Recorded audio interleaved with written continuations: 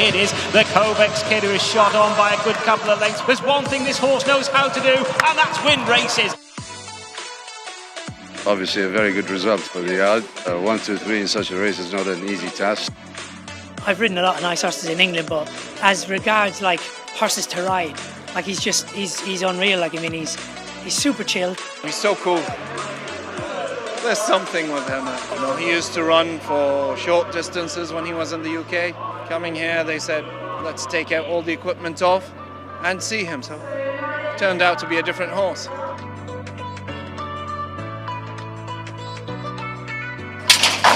And they're racing. Mabardell with a big run and going inside the final 100. Mabardell, Neil Callan again in front by a good few lengths. They're not going to get to Mabardell.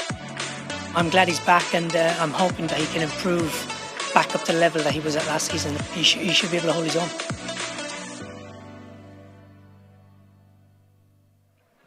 Good afternoon. It's a great pleasure once again to welcome you to the Bahrain Turf Club for one of the most significant days in the Bahrain annual racing calendar. Yes, it's Crown Prince's Cup Day supported by Howden Insurance, and we've got the penultimate legs of the Bahrain Turf Series, which have been gathering strength during the course of the winter here. Nothing wintry about today, Ali Vance. Yeah, beautiful weather this afternoon. A strong headwind, though, down the home straight.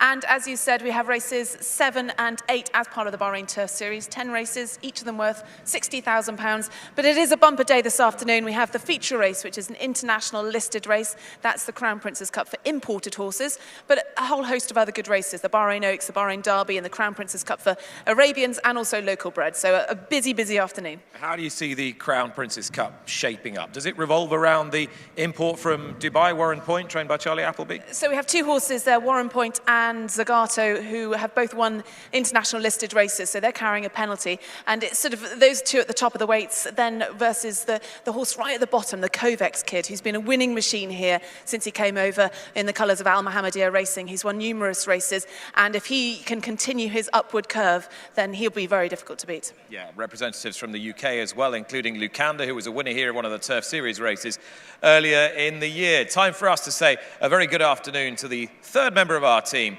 Tom Stanley. Tom, how are you? Nick, thanks. I'm out on track, not far away from the flags, which are confirming that headwind. It's a beautiful day, as you say, out in Bahrain, but there is a real wind out here, something we become accustomed to when enjoying our racing at this track, and it's definitely going to have an effect on the races, I think.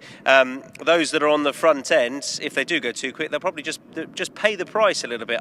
It could be worth getting covered up a little bit, certainly in the straight. Though on the longer races, when we're starting over 2,000, just over to my right, for example, they'll of course have the advantage down the back straight of a tailwind. As far as the conditions go, ground-wise, we're good to firm in places. It's pretty solid underfoot here, but you know, you wouldn't be coming out here expecting much difference. I wouldn't have thought. Really looking forward to those 3 bumper races in the middle of the card, and I'll be chatting to Richard Mullen a little bit later on before the first of those races. He's got a couple of rides, including, as you say, that ride on Warren Point in the Crown Prince's Cup. So, looking forward to all 8 races, in particular those 3 in the middle. I'll be heading down to the start as well for those 3 contests, bringing you the latest as the horses are going into the stalls.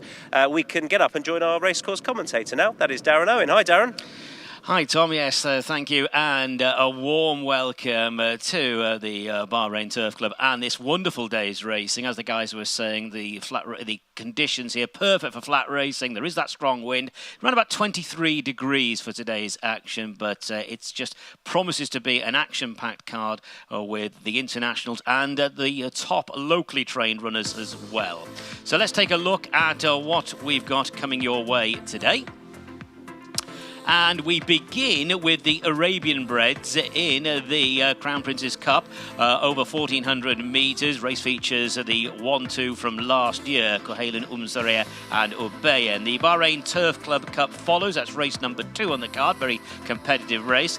And then we have the first of our domestic race, graded races, domestic grade 1 race. This is the Bahrain Oaks, sponsored by Al Musdar Stud. The Anchorman Cup is race 4. This is part part of the Bahrain Turf Series. This is, of course, the middle distance division. And the sprinters take centre stage for race 5, the HAWAR Cup for the Bahrain Turf Series. And then we're on to the Crown Prince's Cup, an ultra-competitive race. Race features a representative for Godolphin, as well as 2 Turf Series winners so far this season. The Bahrain Derby Cup is race 7, a domestic Grade 1, and we round off the day with that 8th and final race, and this is the Crown Prince's Cup for the locally breds. It's another domestic Grade 1. And regarding the non-runner situation, well, basically nothing to report. The only horses you won't be seeing today are the reserves, because they are not required.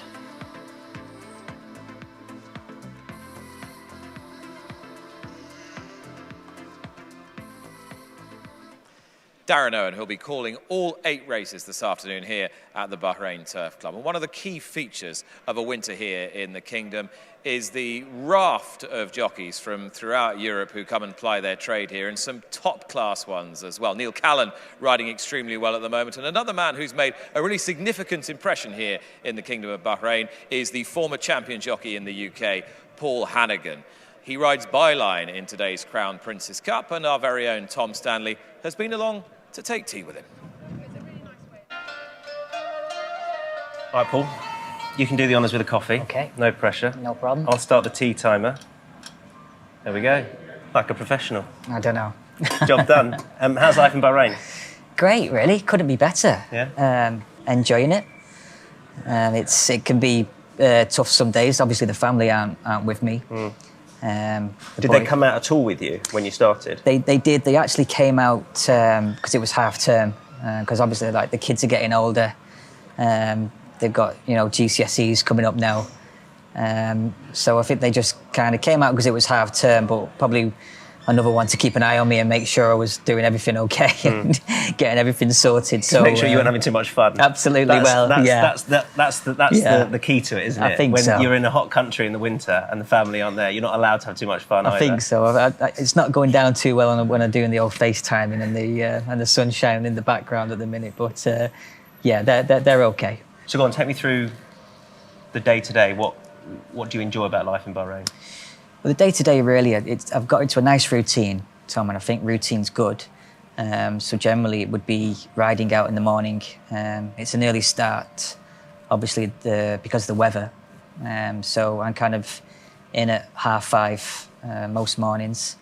I won't say what time I'm done. I don't think my wife would be too chuffed with me having so much time on my hands. But yeah, and then it's really, I'm in the gym. Have a good time in the gym. So you're in pretty good physically. You're as good as ever, are you? It sounds crazy. Like, look, I know I'm not getting any younger, but I actually feel like I'm in great shape. Because you've got a lot of time on your hands, and you've kind of got to fill it, really. And so it's a bit different from your life in the UK when you're darting around one meeting a day, or the times before that was the case. You're doing 2 meetings a day. I mean, it's a bit different now. It is very, and it's a nice way of life. Obviously, we race 1 day a week over here, which is very different to the UK. You get into a routine, and for me, it's really benefiting me because I'm able to keep in great shape. Did it feel the right time for you then? Because I can see, for racing in Bahrain, I can see it makes sense to have 2-time champion jockey and multiple Group 1 winning rider out here as, sort of a bit of a flag bearer. But for you, did you just go, this is the right time for me to do a winter in Bahrain? I think so. Look, I think, I'm freelance now, and I'm not kind of got any ties, not tied down.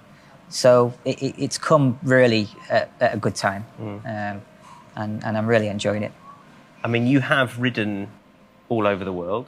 I mean, you've ridden, given your time with Sheikh Hamdan, you've ridden a lot of winners in Dubai. Is racing out here, are there similarities with that? Are there notable differences to that?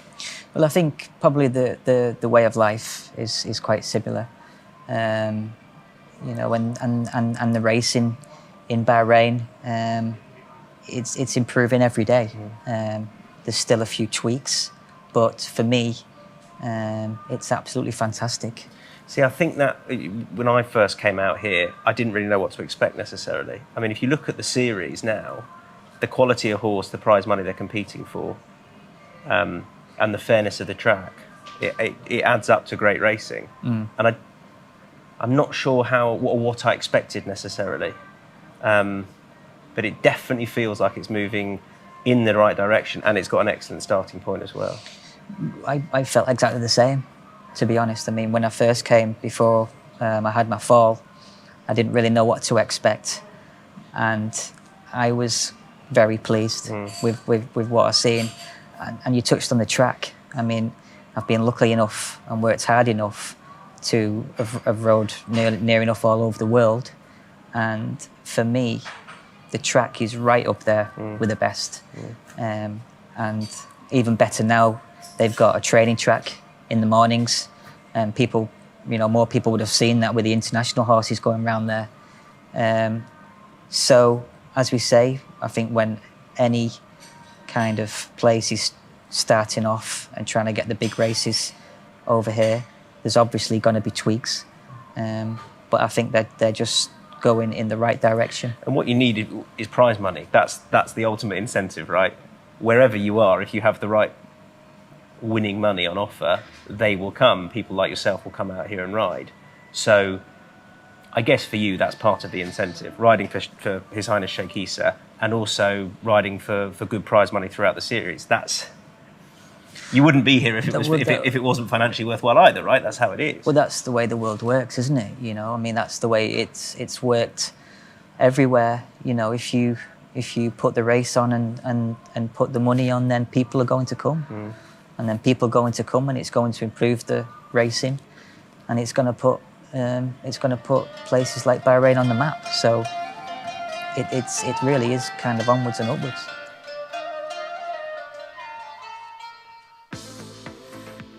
So great to hear from Paul Hannigan. Now we are focusing on the first of our 8 races today. It is a domestic Grade 2 for the Arabian Breds, the Crown Prince's Cup for the Arabian Breds over 1,400 metres. 7 strong line. At number 1 is Kuhailin Zareya. Neil Callan takes the ride. Number 2, Obeyan Stefan Lajaj. 3, Krushan and Hussein Asghar. 4, Kuhailin Afas 1695. Ibrahim Nada. 5, Kuhailin Afas 1708. Anas Al-Siabi. Number 6 is Musanan Hassan Al-Safar, and number 7, Kuhailat Al-Adiyat and Hussein Maki. 7 of them to go to post a race featuring the 1, 2, 3, 4 from last year's contest. So let's have a look at these Arabians in the parade ring. The finest Arabians in training here. It is one of the biggest races of the season. Horse number 1 then in your picture is Kuhailin Zareya. The defending champion won the Crown Prince's Cup last year. Neil Callan takes the ride for Hisham Al-Haddad. He's won 6 of his 7 races here. Very much the one to beat.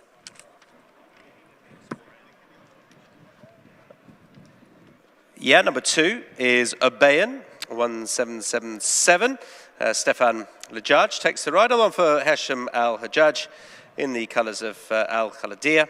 Has been in good form, although that came a little while back, beating Kuhailin Zareya. And as far as the distance goes, this is probably his bag, although has got form over a little bit further.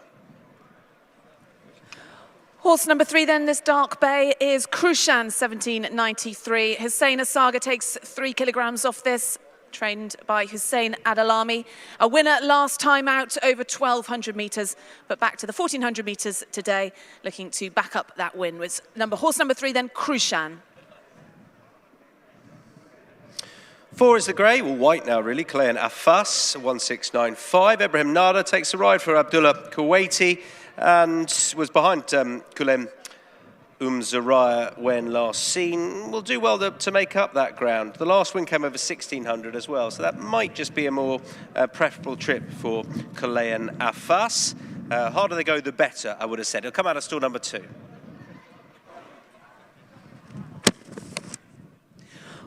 Horse number 5, Kuhailin Afas 1708 finished third in the Crown Prince's Cup last season, and a really good run when we last saw him back in the middle of January, finishing a neck behind KHALIFA Zoreya. So KHALIFA Afas 1708 in the victorious colours, be ridden by Anas Al Sabali today. Yusuf Taha, the trainer. 6 is Musanan. I mean, he's a beautiful looking purebred Arabian, screams Arabian at you, this Musanan. Hassan Al Safa rides for Abdullah Kuwaiti. Was behind Krushan when last seen, not too far behind either, and there's every chance to step back up in trip will suit, although was well held by Kulem Zoreya when last seen. Prior to that, a winner over the 1200. Shows plenty of pace and will probably put that to good use. Coming out of stall number 6.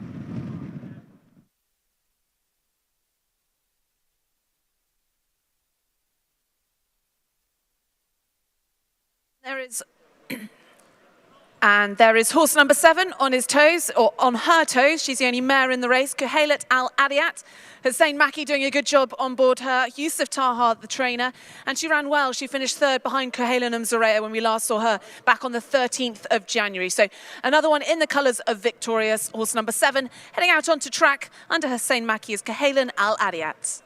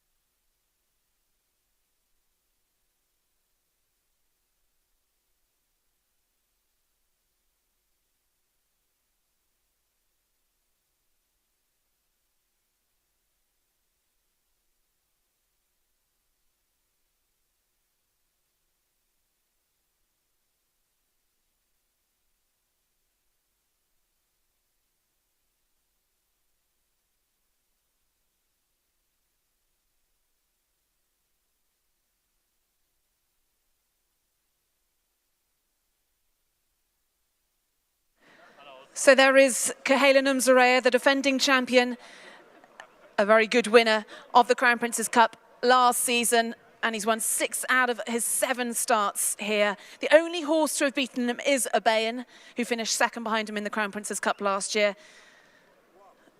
KHALIFA Zoreya, though, won the Crown Prince's Cup, followed that up winning the King's Cup, so very much the one to beat. Neil Callan on board, the leading jockey. He doesn't ride in many Arabian races, but he definitely enjoys riding this one. He carries a penalty though. He's 60 kilograms, so he carries a Group 1 penalty for winning the King's Cup. And in terms of head-to-heads, KHALIFA Zoreya up against BAHRAIN. Head-to-head, it's 1 apiece between them. So a really fascinating contest here, Nick. Absolutely, Ali. Absolutely, Ali. You've had a good look at KHALIFA Zoreya. Let's take a closer look at BAHRAIN. Stefan Lajaj and Hasham Al-Haddad teaming up. And I guess the question with BAHRAIN is whether he's going to be at full fitness, at peak fitness for this first run since last season. KHALIFA Zoreya has the run under his belt, of course, when winning under Callan here last time. And indeed, Callan's built up a good partnership with number 1 here. BAHRAIN, by contrast, new jockey and new year for him. But he does receive £3.5 kilos from KHALIFA Zoreya, and given their closely matched horses in terms of raw ability, that might tip the balance, who knows. But certainly the top 2 are the ones that we're chiefly concentrating on here. KHALIFA Afas, number 5 in the victorious colours, is the other one that we need to take quite seriously. Anas Al-Siyabi regularly rides this horse and was second, as Ali was saying, to KHALIFA Zoreya last time here, but only beaten a neck and has the same distance to run today, the 1,400 metres, the 7 furlongs of this His Royal Highness Prince Salman bin Hamad bin Isa Al Khalifa Cup, the Crown Prince and Prime Minister. This is a domestic Group 2 race, Grade 2 race, Ali, and some of the more prolific Arabians here in the Kingdom of Bahrain taking part today. How do you see it going? I think you've hit the nail on the head. The top two are very much the ones to be watching. They're coming out of stalls number 3 and 5. As I said, it's one apiece when they have met. KHALIFA Mzarea beat BAHRAIN in this race last year in the Crown Prince's Cup, but then BAHRAIN has got his revenge back in mid-February. KHALIFA Afas 1708, they ran a really good race behind KHALIFA Mzarea, almost collared him on the line, but I think KHALIFA Mzarea very much come on for that run. That was his first run of the season, so I think he's going to be absolutely right today, and in my mind, number 1 is the horse to beat. He's actually a pound better off, KHALIFA Mzarea, from their meeting last year. Half a kilo better off than in this race last year. So the loading process will begin very shortly for our opening race of 8 here on Crown Prince Cup Day at the BAHRAIN Trophy. And we're going to...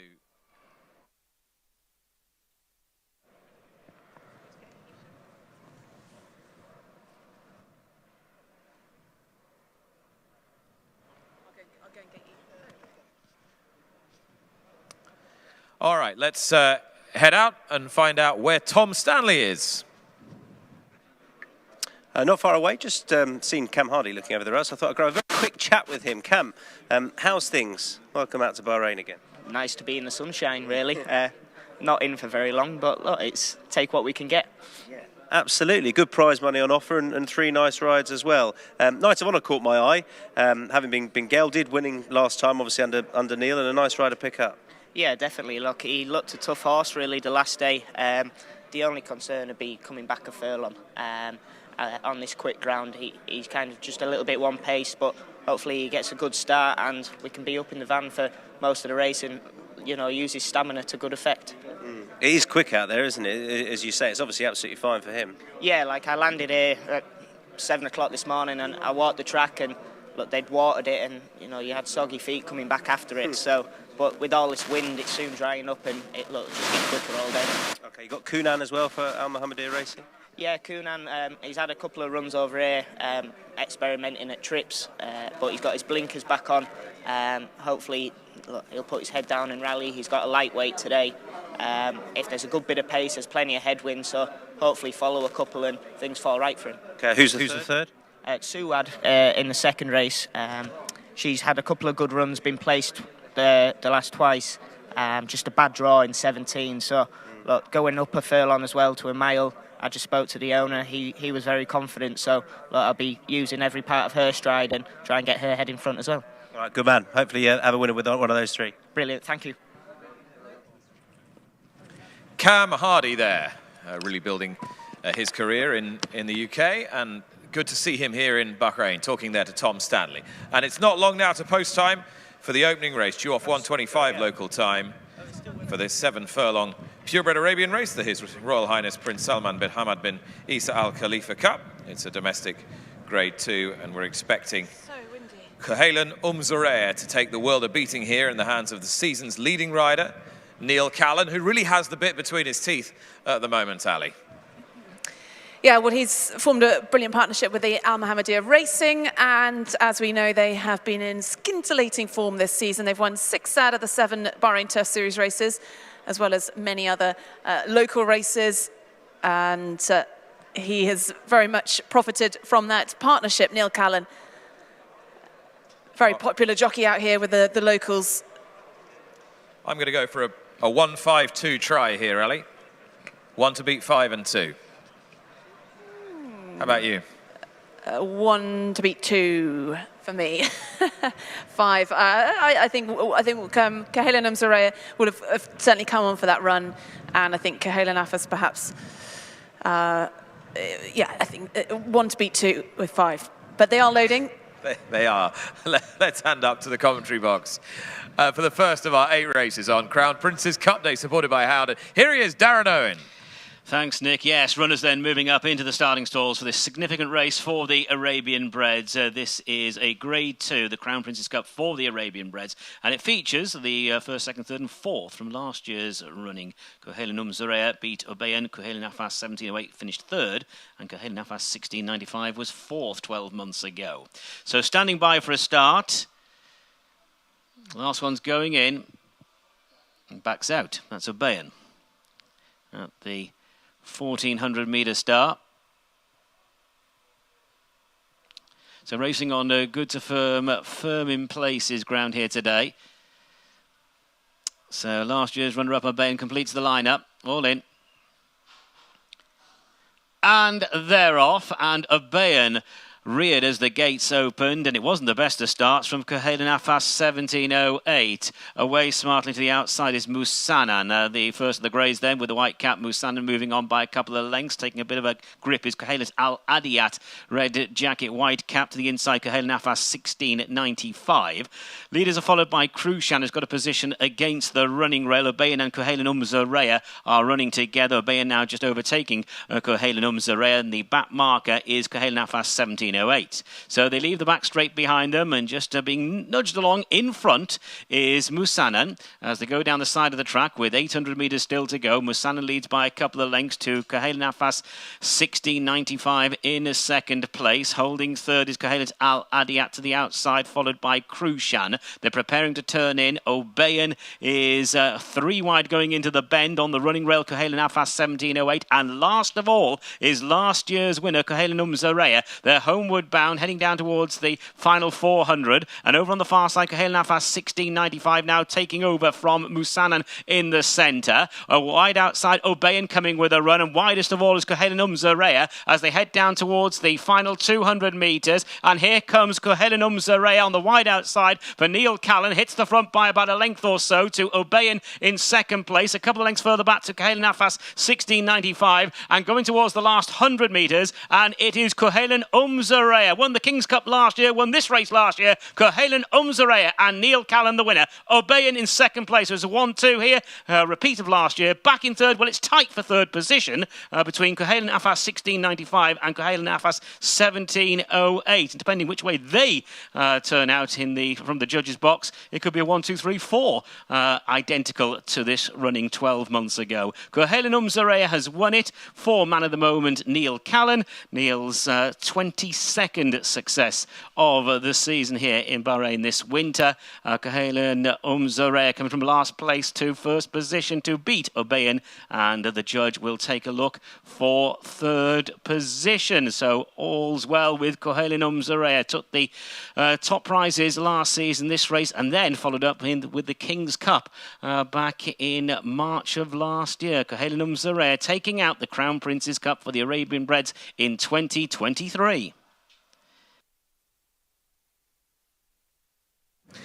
Okay, the first race, the His Royal Highness Prince Salman bin Hamad bin Isa Al Khalifa Cup, the Crown Prince and Prime Minister, goes the way of Kohelan Zarea. Neil Callan again, as Darren was saying, and a cool ride from Callan. He had the target on Stefan Lajaj's back aboard Obeyan, and he just eased out Kohelan Zarea, the grey, and swept by the whole field with majestic ease, Tom.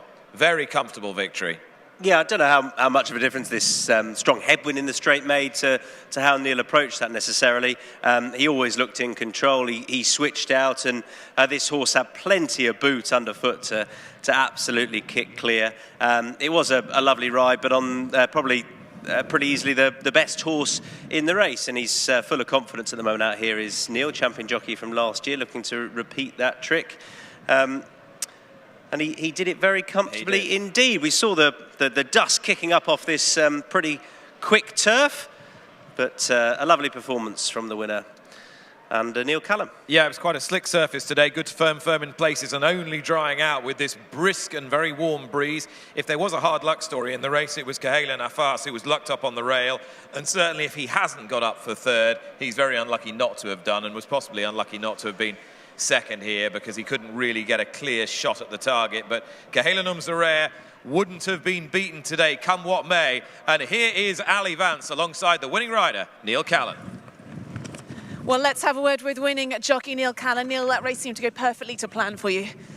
Yeah, like, I mean, I suppose in an ideal world, I was hoping the Fawzi's other one, or Hisham's other one, would be in front of me, O'Bain, because I knew he was the one to beat, and he was the one that was going to throw me into the race. But, you know, the race kind of changed a little bit mid-race, and a few horses made a move and whatever, but I just sat quiet on this fella, and I just waited, and I think it kind of suits him when they get going early, because it gives him plenty of options to go and follow, because he loves to just deliver late, and, you know, as Arabians go in Bahrain, I think he's the best, so it's nice to be on him. Well, he's proved that certainly today. You don't ride in that many Arabian races, but you do have this one's got a sort of special place in your heart, this one. Yeah, this fella's good. He looks like an Arabian, but he rides like a thoroughbred, you know. As in, he travels and he takes you there. And he's typical Arabian. They just prick their ears and idle a bit. They'll ask for him, but you know, he's very straightforward. But I think he's got a bit of class as Arabians go. Strong headwind today. How significant was it? I suppose on these horses, they're a little bit slimmer build and they're a little bit lighter on the feet, so it's a bit easier to get them on balance. But I think the thoroughbred shouldn't have a problem. You've got some very nice rides today. Give us one for later. Which one are you most looking forward to riding?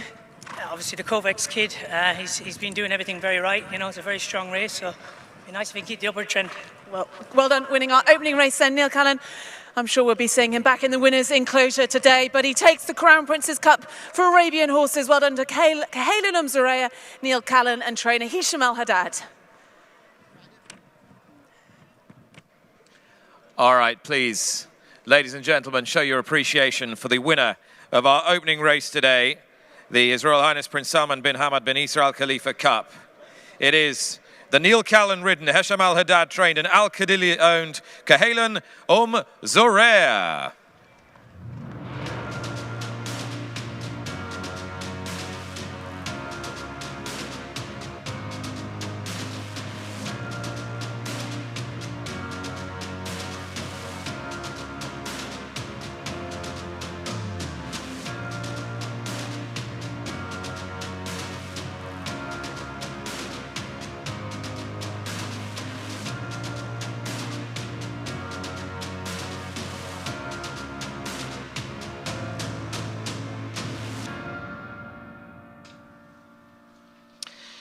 So the result of the first race of the day, the Crown Prince's Cup for the Arabian Breds, it has gone to last year's winner, KHALIFA Zoreya. First, number 1, KHALIFA Zoreya.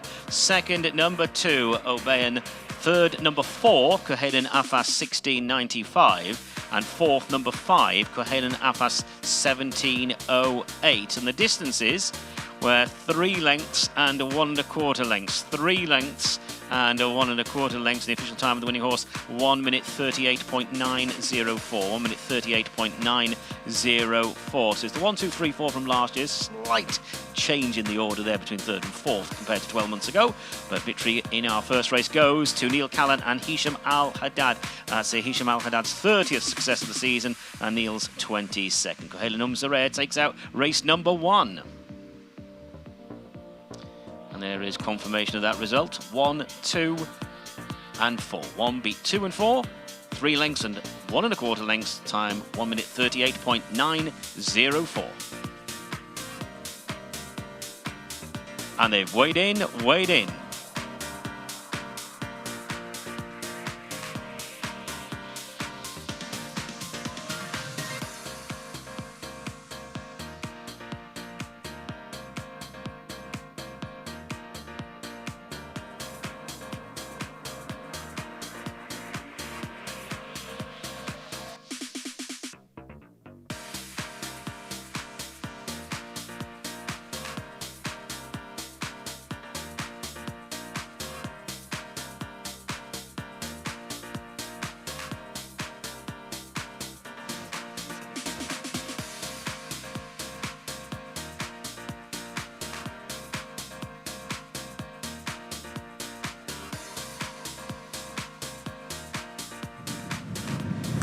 So the presentation now for race 1, the His Royal Highness Prince Salman bin Hamad bin Khalifa Al Khalifa Cup, and we welcome His Highness Sheikh Faisal bin Rashid Al Khalifa, the Vice President of the Supreme Council for Environment and the Vice Chairman of Rashid Equestrian Horse Racing Club, to the podium to present the trophy to the winning owners. Al Khalidia, owner of last year's winner, this year's winner, KHALIFA Zoreya. Congratulations also to the winning trainer Hisham Al-Haddad and jockey Neil Callan.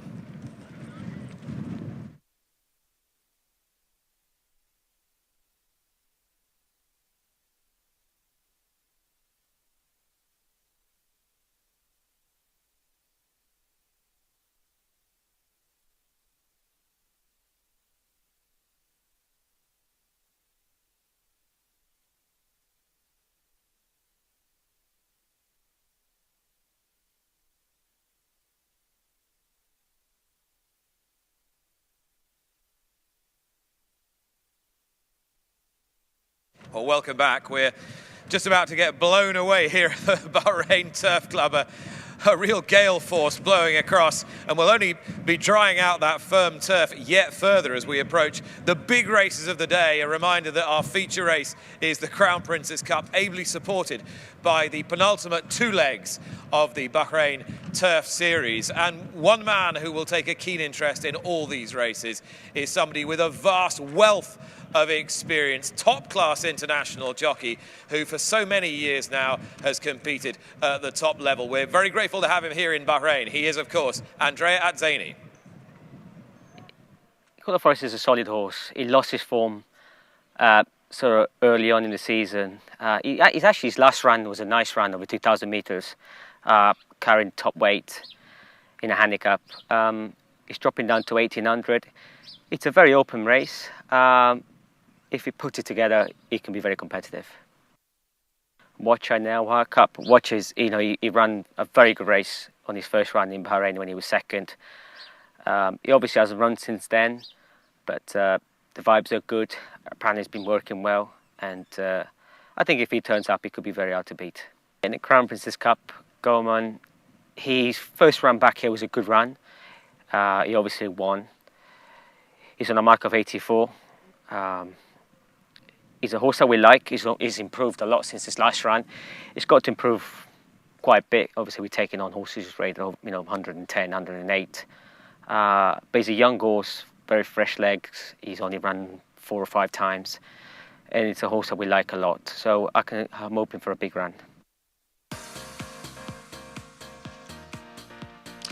So now let's look forward to the second race of the day. Big field here for the imported thoroughbreds, a handicap. It's over 1,600 metres the mile, the Bahrain Turf Club Cup. Number 1 is Sea Dart, Andrea Atzeni takes the ride. Number 2, Son of Normandy and Ahmed Maki. 3, Gold Spinner, Hassan Askar. 4, Alabra and Stefan Lajaj. 5, Harlik and Ibrahim Nada.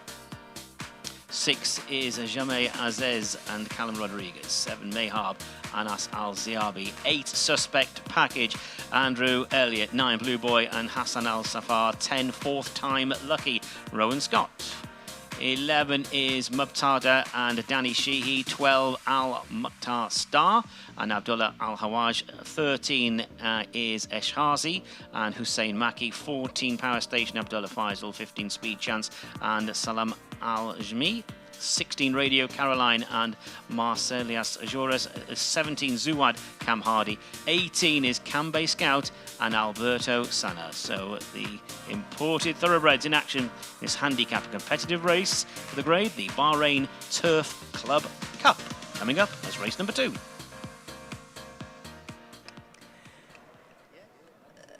So the 18 runners in this Bahrain Turf Club Cup, and they are in the parade ring. That's in your picture is horse number 1, Sea Dart. Very lightly raced son of Dutch art, having just his second start here. Andrea Atzeni, who's been in great form recently, rides for trainer Hada Ibrahim. So horse number 1 then, Sea Dart. Next up, Son of Normandy, gelding by Galileo. 7-year-old now, experienced horse. Didn't run very well last time. Might have needed that run off a little bit of a break, however. There are others more likely today. Ahmed Maki for Jafar Radi. Number 2, Son of Normandy. Horse number 3, this chestnut, is Gold Spinner for Mohammed Hassan, and jockey Hassan Asaga takes a handy 3 kilograms off this one. A 3-time winner out here, a 3-time career winner, Gold Spinner, in the colours of Al Afu Racing. Finished in 6th in the Huntsman Cup when we last saw him back in the middle of January. So horse number 3, Gold Spinner.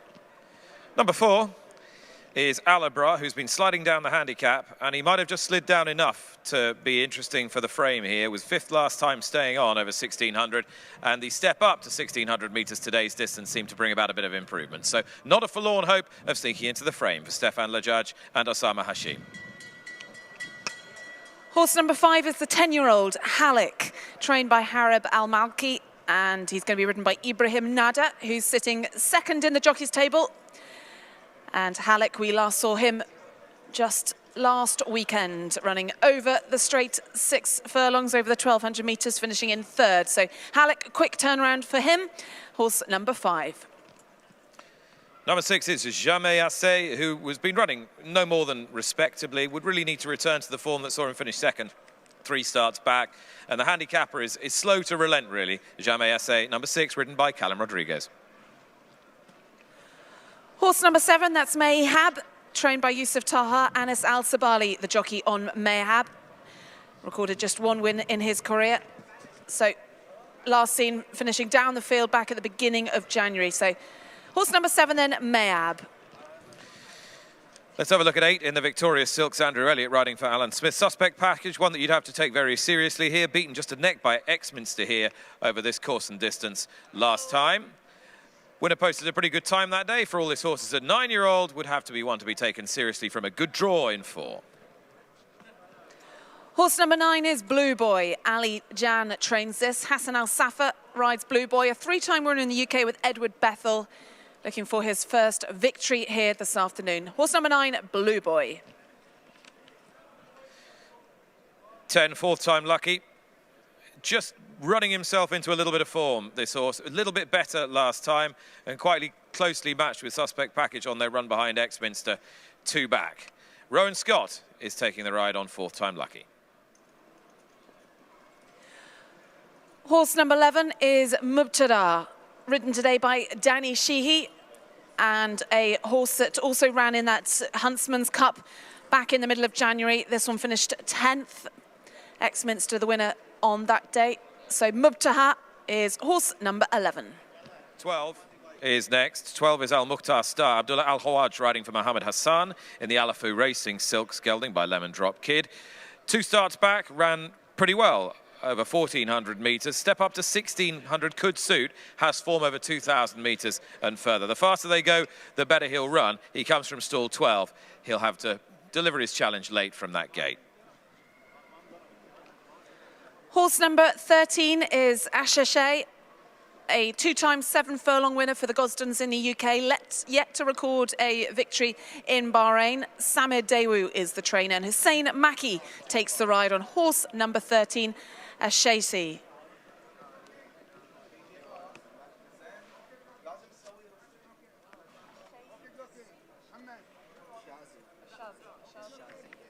Now 14 is going straight to post, Power Station.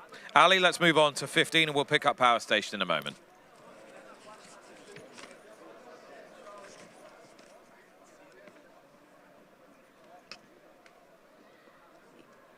Yeah, jockey mounting up yellow colours.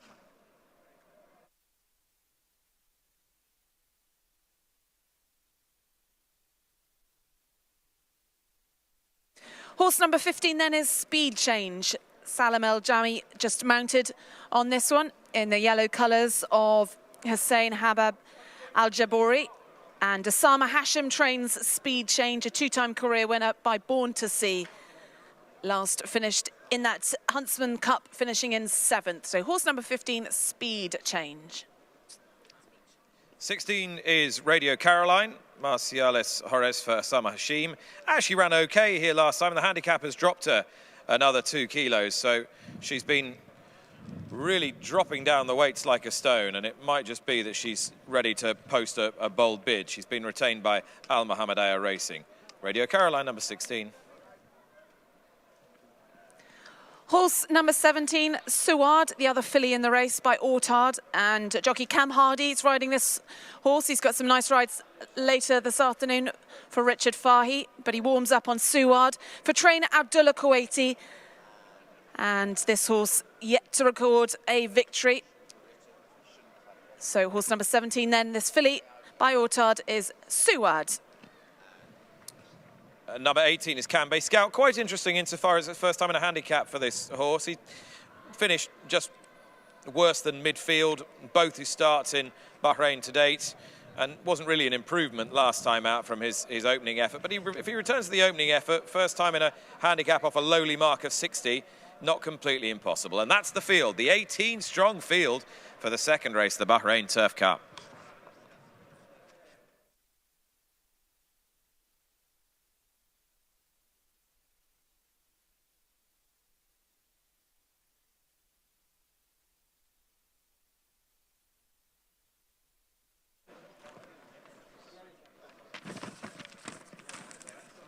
And heading straight to the start is horse number 14, Power Station. Abdullah Faisal rides this for Yusuf Aboanain. And last finished back on the 7th of January, finishing in 6th behind Follow Suit. So horse number 14 in the Rashid Racing colours, familiar colours out here for Sheikh Salman. So horse 14 then is Power Station.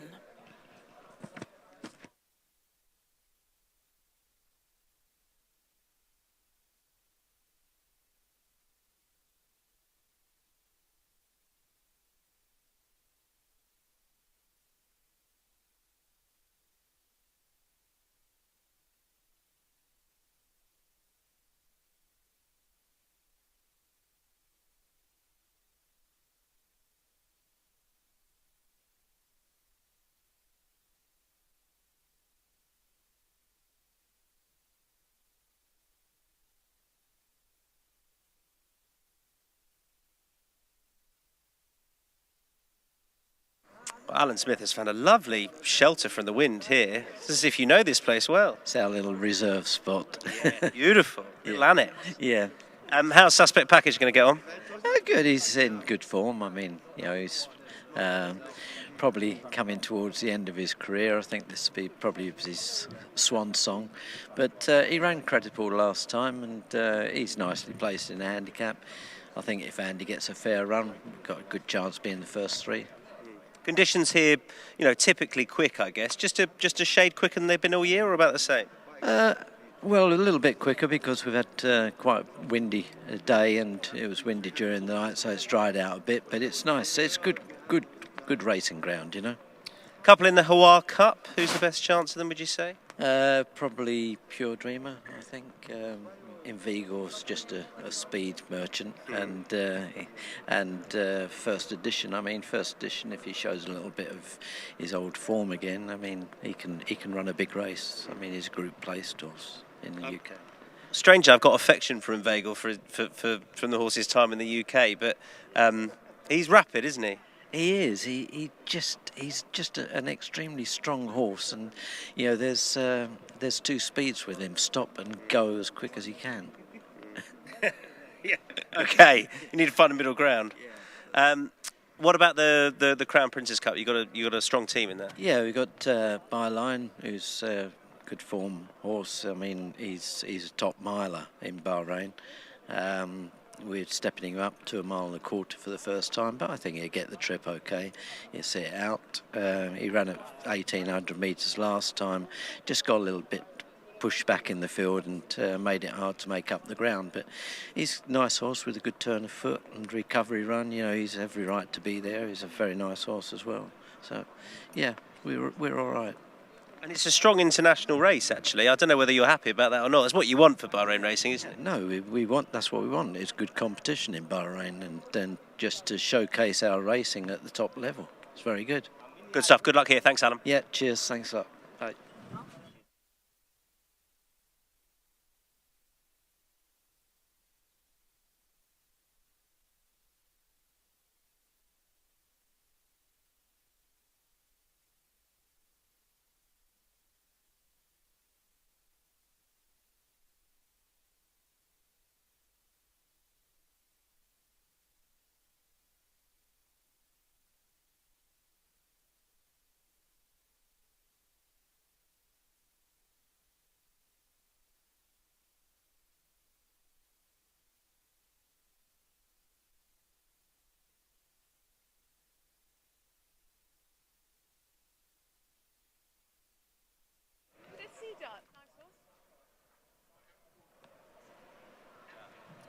We'll talk about horse number 1.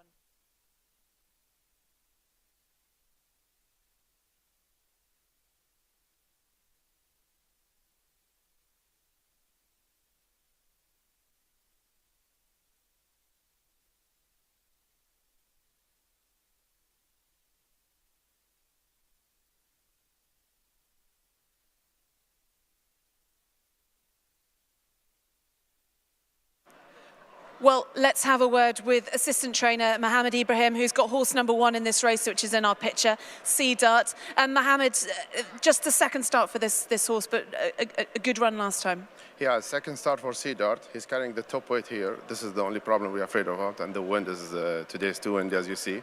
He's in good form entering this race, and we hope he gives a big run for us in the big day here for His Highness Sheikh Abdullah. And the yard are in flying form. Perhaps a slower start than you'd like, but absolutely in the last few weeks you've been flowing in the winners, haven't you? Yeah, the yard is in good form at all. All horses are in good form. Actually, the target races are these races, so hopefully they continue flying. Good luck. And in Sea Dart, hopefully starting a good day for you. Tell me about some of the other runs you've got later on today. Goman, good chance? Yeah, Goman is second time out. It's a big step for him. You know, it was a tough decision. It's a big day. Every owner wants to run his colors on this day. So hopefully, yeah, we see what he have in his bag today. And how integral has Andrea Azzini been to the team? Actually, Andrea gave us a big advantage, and I think any yard, any owner, any trainer would like to have Andrea in his team, and you can see the results of the horses. Well, they're just starting to load. I can see Andrea heading in with Sea Dart, but one jockey is unshipped in the just behind the stalls, so he'll be reunited with his runner as they head into the stalls.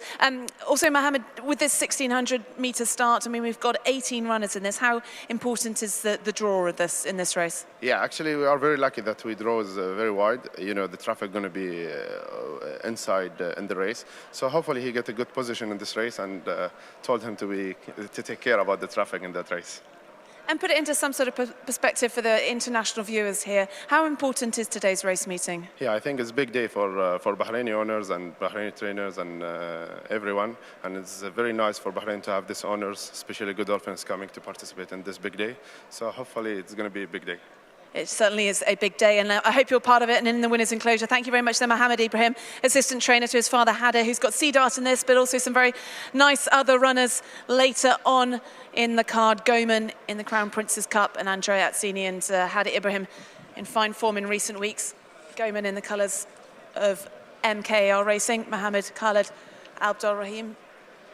And we have also lost another jockey, horse number 15. So they will be reunited and then heading into the stalls. Otherwise, just the 3 to go in. So Sea Chance, Salman Al-Jami going to be getting back on board. And then just 3 more to head into the stalls, reluctantly.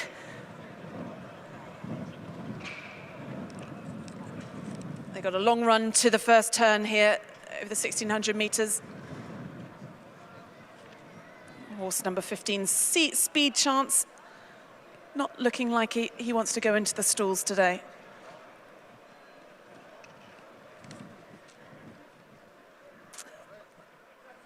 So let's hand up then. They may go without him. We'll see. Darren Owen, it's all yours. Thanks, Ali. Yes, so Speed Chance has been causing problems behind the starting stalls, and Speed Chance is currently not in this lineup. So stand by, and they're off, and they've gone without Speed Chance. Speed Chance was withdrawn down at the start. Suspect Package being bustled along to go forward, and right there with the pace setters is Gold Spinner, Suspect Package, Gold Spinner, and also a Cambay Scout as they form their early order. Alhambra going forward, and Radio Caroline to the outside. Radio Caroline and Alhambra, those two, are being followed by Gold Spinner. Just in behind those is Cambay Scout, and then Suspect Package, Son of Normandy. Further back to Jamais Assay in the black cap. Up along the inside is Mubtada. To the outer is Suwad. That one racing about 4 wide at present. And then back in behind comes Harlick as they go in towards the first turn. Al Mukhtar Star is racing fairly deep, being chased by Sea Dart. And then comes Power Station and Blue Boy as they head now inside the final 800 metres. Eshasi hasn't got many behind. One of those is Fourth Time Lucky. And the back marker as they clock in is Mayhab. So turning in, heading now towards the final 400, and it is Radio Caroline, the leader, from Alabra, gold spinner to the inside running rail. Al Mukhtar Star is in the clear. Suspect Package, Sea Dart trying to come home well, followed by Harlick as they head down towards the final 300. Radio Caroline and Alabra being followed by Harlick, and then gold spinner Sea Dart in the clear. Here comes Blue Boy with the yellow cap to the wide outside. They're inside the last 200, and it is Blue Boy who now takes over, being followed over on the far side by Sea Dart. Harlick on the wide outside is staying on, being followed by Suwad, but going close home. It's Blue Boy in front. Blue Boy takes the honours. Tight places with Sea Dart and Harlick involved, and just in behind those was Suwad. So it is Blue Boy who takes it. Number 9, Blue Boy, and Hassan Al Safar. Blue Boy, who, well, hasn't beaten many horses in his last couple of starts, but he's beaten quite a few today. He's beaten the whole field. A field of 17 went to post in the end. Speed Chance was withdrawn down at the start, but Blue Boy's come home strongest of all. Blue Boy by a good length and a half at least. Blue Boy, the winner, tight for the places there, close for second. Harlick was staying on down the outside, and Sea Dart was the other one involved, and they were followed home by Suwad. So victory goes to Blue Boy, number 9. Blue Boy winning with authority. He's really found his feet here this afternoon. Blue Boy coming down the wide outside in the hands of Hassan Al Safar to take the money. And that one winning by a good length and a half in the end. Blue Boy takes out the very competitive Bahrain Turf Club Cup.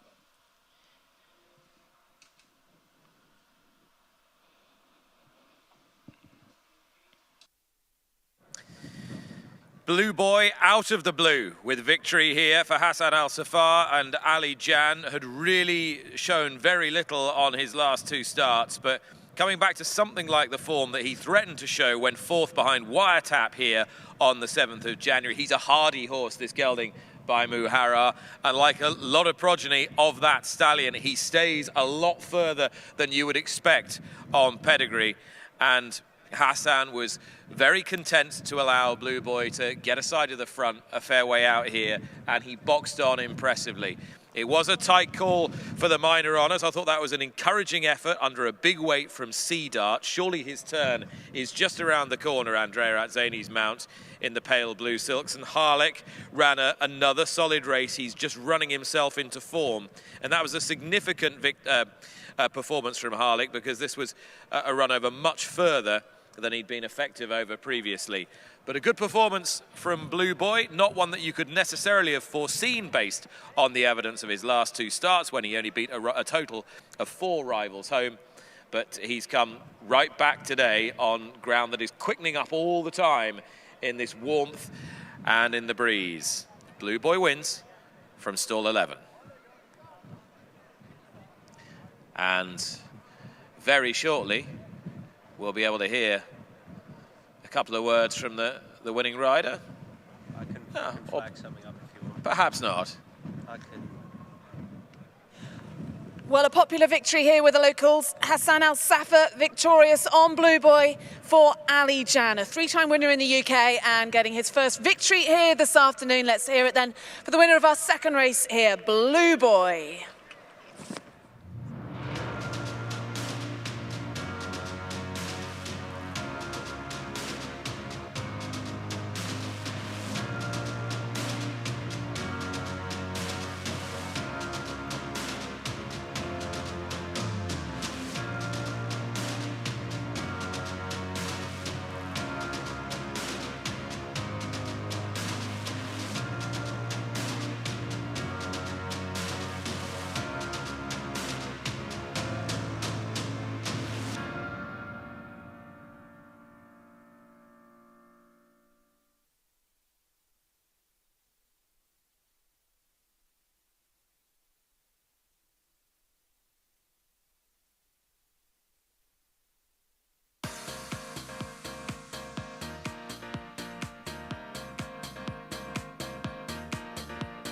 Yeah, just wanted to pick up on a couple of bits of the inside the closing stage there. We'll hear from Ali shortly, but you saw no run for Jamais Assez on the inside under Callum Rodriguez. That horse was travelling and really didn't get out, so he could be interesting going forward. And We've seen a few runners in the first 2 races just get a little trapped on the rail. I think that's definitely worth pointing out. If you can come a little bit wide with your run, that's going to be ideal. Obviously, if you can pick your way through and cover less ground, then great, but not always possible here once we've turned in.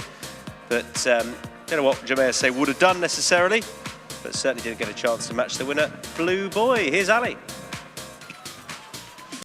Well, let's have a word with winning trainer Ali Jan. Ali, this horse was a good winner in the UK for Edward Bethel, but nice to get that first victory over here in his second season in Bahrain. Yeah. To be honest, this horse, he's a kind of horse, he don't like fast pace. So today suits him. Usually with this category of horses, he's running well.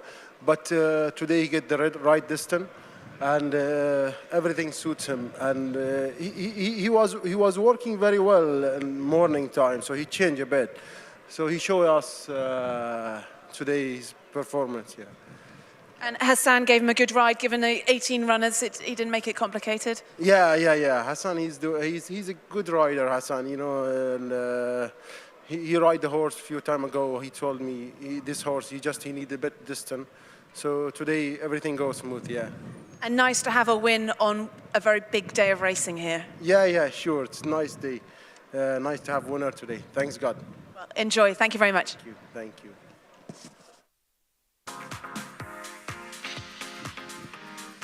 So the result of the second race, the Bahrain Turf Club Cup. First, number 9, Blue Boys. Second, number 1, Sea Dart. Third, number 5, Harlick. Give you the fourth. The fourth horse home was number 17, Suad. And for the record, fifth, number 16, Radio Caroline.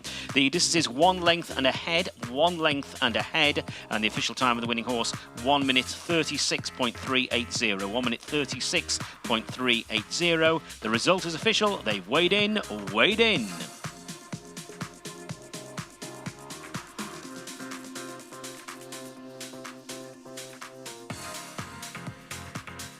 And so we come on to the presentation for our second race here this afternoon, the Bahrain Turf Club Cup. A welcome to the podium, Sheikh Salman bin Rashid Al Khalifa, the Regulatory Affairs Executive Director here at the Bahrain Turf Club, presenting this magnificent silver trophy to the trainer of Blue Boy, Ali Jan. Congratulations to him and to the winning rider, Hassan Al Safar. Blue Boy winning in the silks of Al Hassanian Racing, bred by Roundhill Stud and JS Investments. Blue Boy, the winner of the Bahrain Turf Club Cup.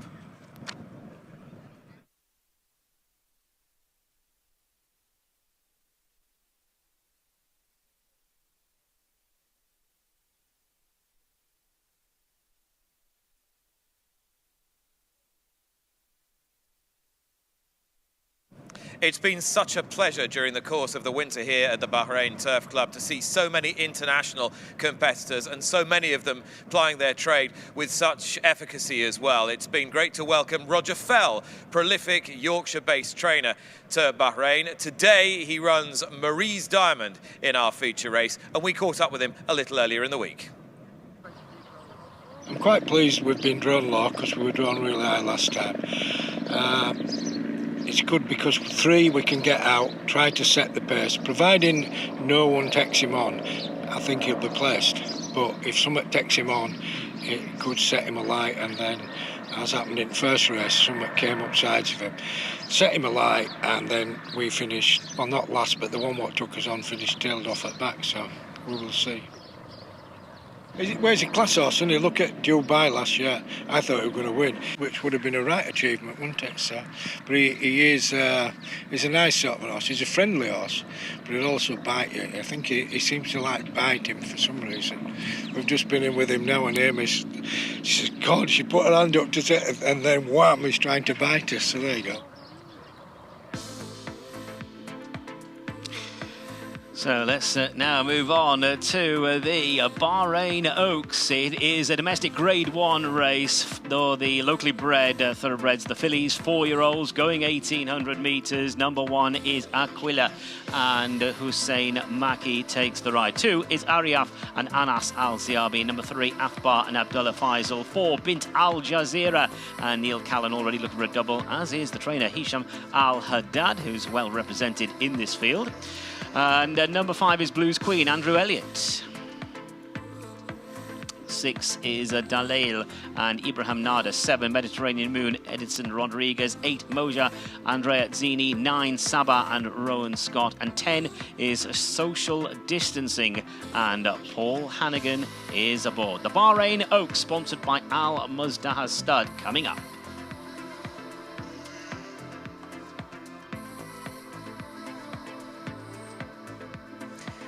So these 4-year-old fillies then for the Bahrain Oaks are in the parade ring, and we're looking for horse number 2. There it is, the grey Aryaf in the colours of Al Afu Racing. Mohammed Hassan trains this. Anis Al Sabali is on board. This one who has finished down the placings in recent starts, so needs to really come on from some of those runs if he wants to bother the leading fancies in this race. That's horse number 2 then, the grey filly Aryaf. Next, and Athbar is rated a good bit higher, as Ali was saying, than Aryaf. She's got 1 win to her name, and it came over the 1200 metres, so this is going to be a little bit different. She's stepping up a good bit in shape. I mean, physically, she looks as though she'll be fine with that, to be completely honest. She handled the step up in distance last time as well, when just touched off here. That was back in early January, just over 3 weeks ago. That's Athbar. She's coming out of stall number 3. Horse number 5, Blues Queen. This is one of 2 in the race for trainer Alan Smith. Andrew Elliott rides this one and finished not far behind Moja when we last saw her back in the middle of January. Just had the 2 starts, so Blues Queen could improve for that run. That's horse number 5.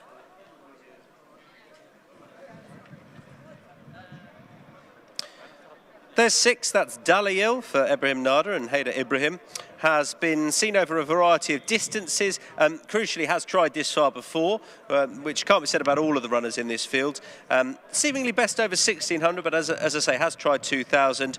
Rated 44, so not far off the top ones here. Just a bit of stepping up to do, but she is just 4, so could have a bit of improvement in the tank, and she's well drawn in 2. Finally, horse number 7 is the second horse in the colours of O.M.E. Racing. Mediterranean Moon, a 2-time winner for trainer Alan Smith. Edison Rodriguez rides this one, this daughter of See the Moon. So horse number 7, Mediterranean Moon.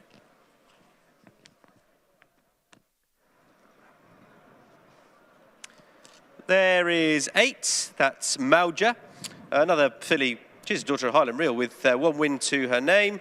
That came last time over 1600. Andrea Razzani was on board on that occasion, beating Athbar. I don't think the step back up in trip would be any problem, to be honest, based upon what she's achieved so far. She's just a touch on her toes. She's got the blinkers on as well. But Andrea Razzani gets on well with her. Haider Ibrahim trains, and she's upwardly mobile, rated 44, but definitely going the right way, this 4-year-old.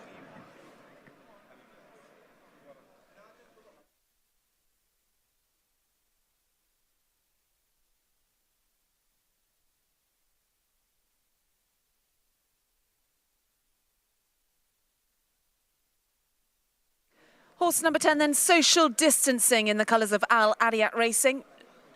Alan Smith trains this. Paul Hannigan, stable jockey, takes the ride on Social Distancing, having her 3rd start of the season. Well beaten last time, looking to come on from that. So this number 10 then is Social Distancing.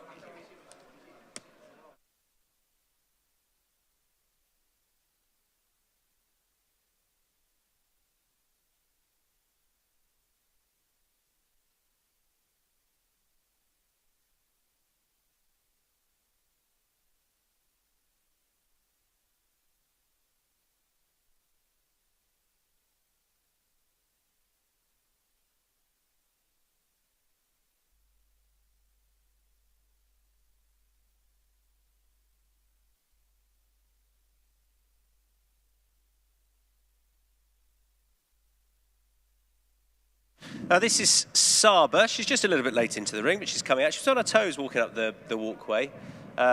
She's pretty well sheltered from the wind when you come up that way, and then you come in and it's hit her now. But she's fine. She's a pretty big, lengthy filly, daughter of Buratino. Rowan Scott rides for Haider Ibrahim. He's well represented in this. And again, she's been pretty consistent over this sort of distance. Does stay this far and must have a good chance, rated 49.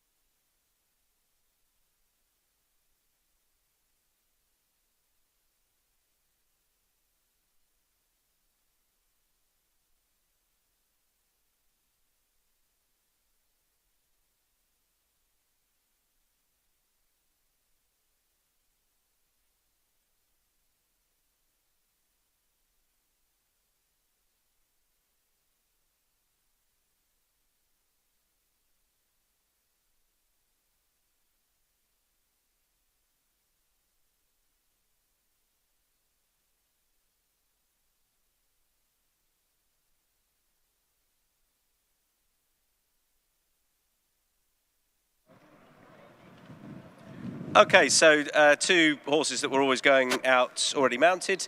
They are horse number 1 and 4 as well, Bint Al Jazira. And this is Akila, Hussein Maki Hesham Al Haddad. Akila rated 46, so she's just about top rated here behind Athbar, and has got some pretty consistent form. Notably a couple of starts ago when staying the 2,000 metres back over 1,800, I don't think it'll be any problem. She comes out of stall number 7 under Hussein Maki, who knows her very well.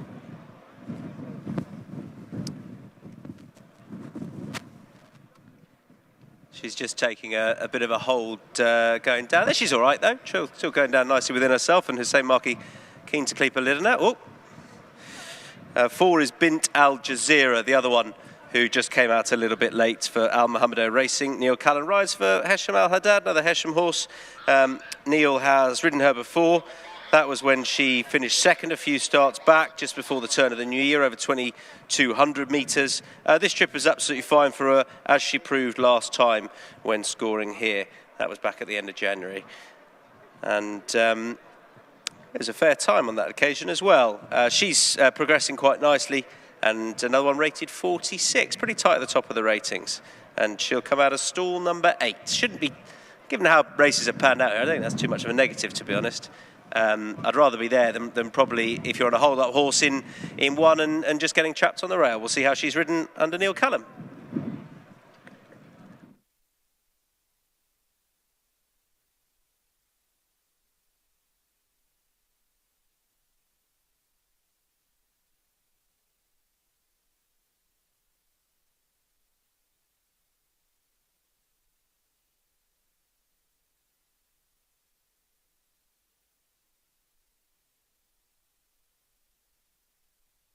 Yeah, that's Dalil, who's just needing a bit of encouragement from Ibrahim Nada to head down. Another one in here for Haider Ibrahim. She doesn't like it too much, does she?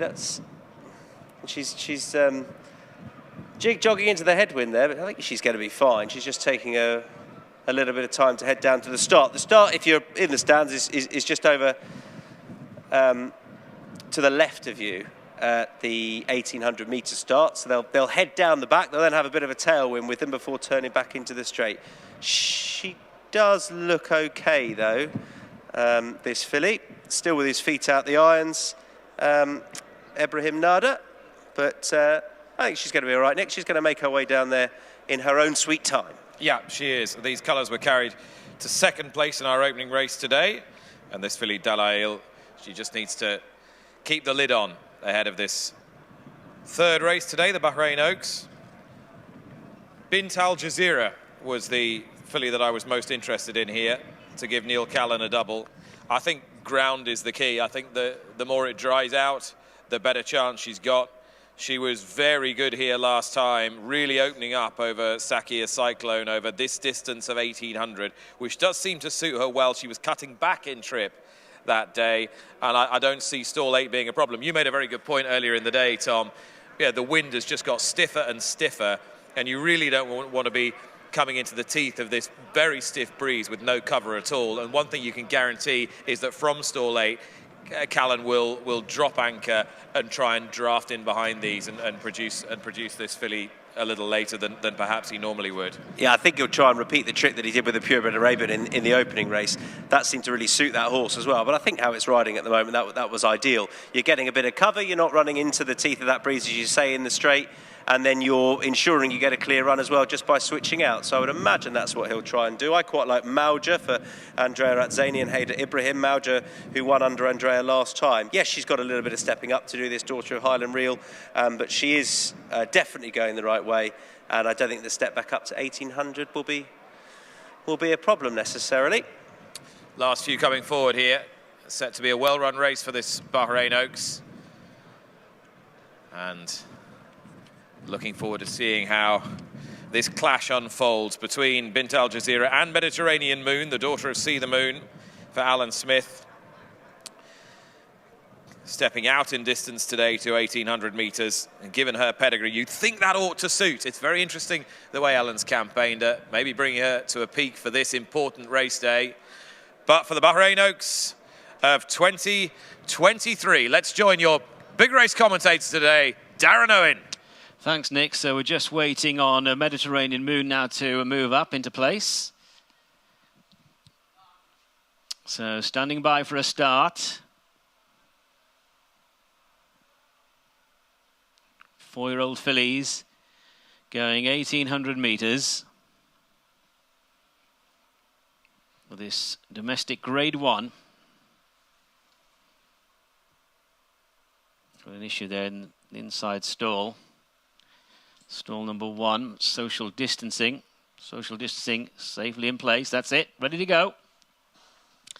And they're racing for the Bahrain Oaks, and a social distancing from stall 1 was away smartly and races to that first turn with up along the outside Ariaf, and Ariaf now taking over. So a bit of a speed rush around the first bend, and it's Ariaf the leader narrowly to Blues Queen, and right there just off the leaders to the inside is Bint Al Jazeera moving on down the bat. So they form their early order, and it is Ariaf in front, Blues Queen in second place, Bint Al Jazeera, Mojar social distancing. They're being followed by Mediterranean Moon to the outside in the red and white halved jacket. And then reading back to the outside is Aquila off the pace at present. They move on towards the final 900 metres are Athbar and Sabah. So it is Ariaf in front, leads by about a half length to Blues Queen second position. 2.5 lengths to Bint Al Jazeera in third, Moja in fourth, Mediterranean Moon fifth. Then a couple of lengths to social distancing, who's being pushed along, followed by Athbar and Sabah.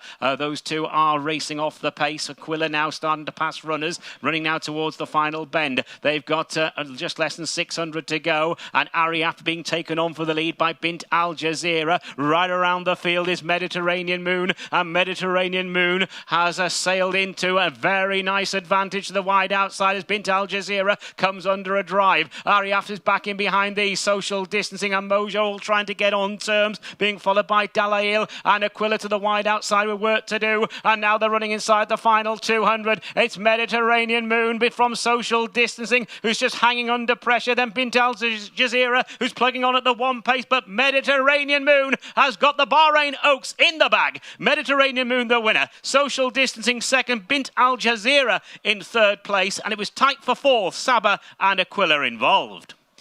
So it is a convincing win in the Bahrain Oaks for Mediterranean Moon, and it's one for Alan Smith, M&D Racing, and Edinson Rodriguez was the man in the hot seat this afternoon. This chestnut filly travelled really well, came down the outside, was 3 or 4 wide at the top of the straight, and has won in really good style. Alan Smith responsible for the 1-2 social distancing, representing Al Adiat Racing, taking out second position in the hands of Paul Hannigan, and they were a few lengths on from Bint Al Jazeera, just plugged on at the 1 pace inside the final 400. But that was a real stylish performance from this daughter of See the Moon. Mediterranean Moon takes out the 2023 Bahrain Oaks, and a great result for Alan Smith with a 1-2.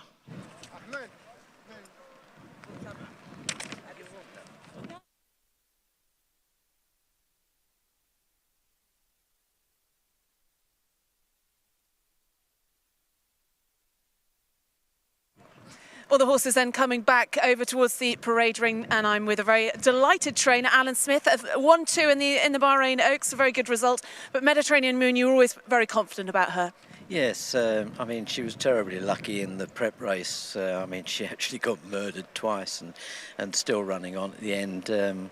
But we kept it a little bit simpler today, and Daddy took her the outside route. So, yeah, very good. How do you rate her with your other local trained runners and over the years? Yeah, I mean, she's a very, very nice filly, and she would be as good as some of the other Oaks winners I've had. I mean, don't take anything away from the second horse, social distancing. She's a nice filly also, and it's really the first time she's had a clear race. So, you know, we're delighted with her also. And great knowing that the stable's in good form on such a big day. Yeah, at least it's got us on the scoreboard to start. Congratulations, well done with those two. Thanks very much, Ali.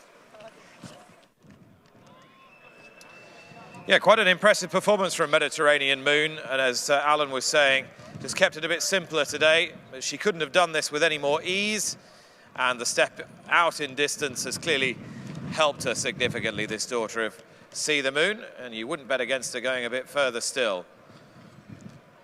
Social distancing, for one so inexperienced, that was a good run from her. Her first time at this sort of level, and stepping up markedly on what she'd achieved previously, and is a filly with a little bit of scope to do better. But the winner was ripe and ready to get the job done today. Mediterranean Moon has won the 2023 running of the Bahrain Oaks.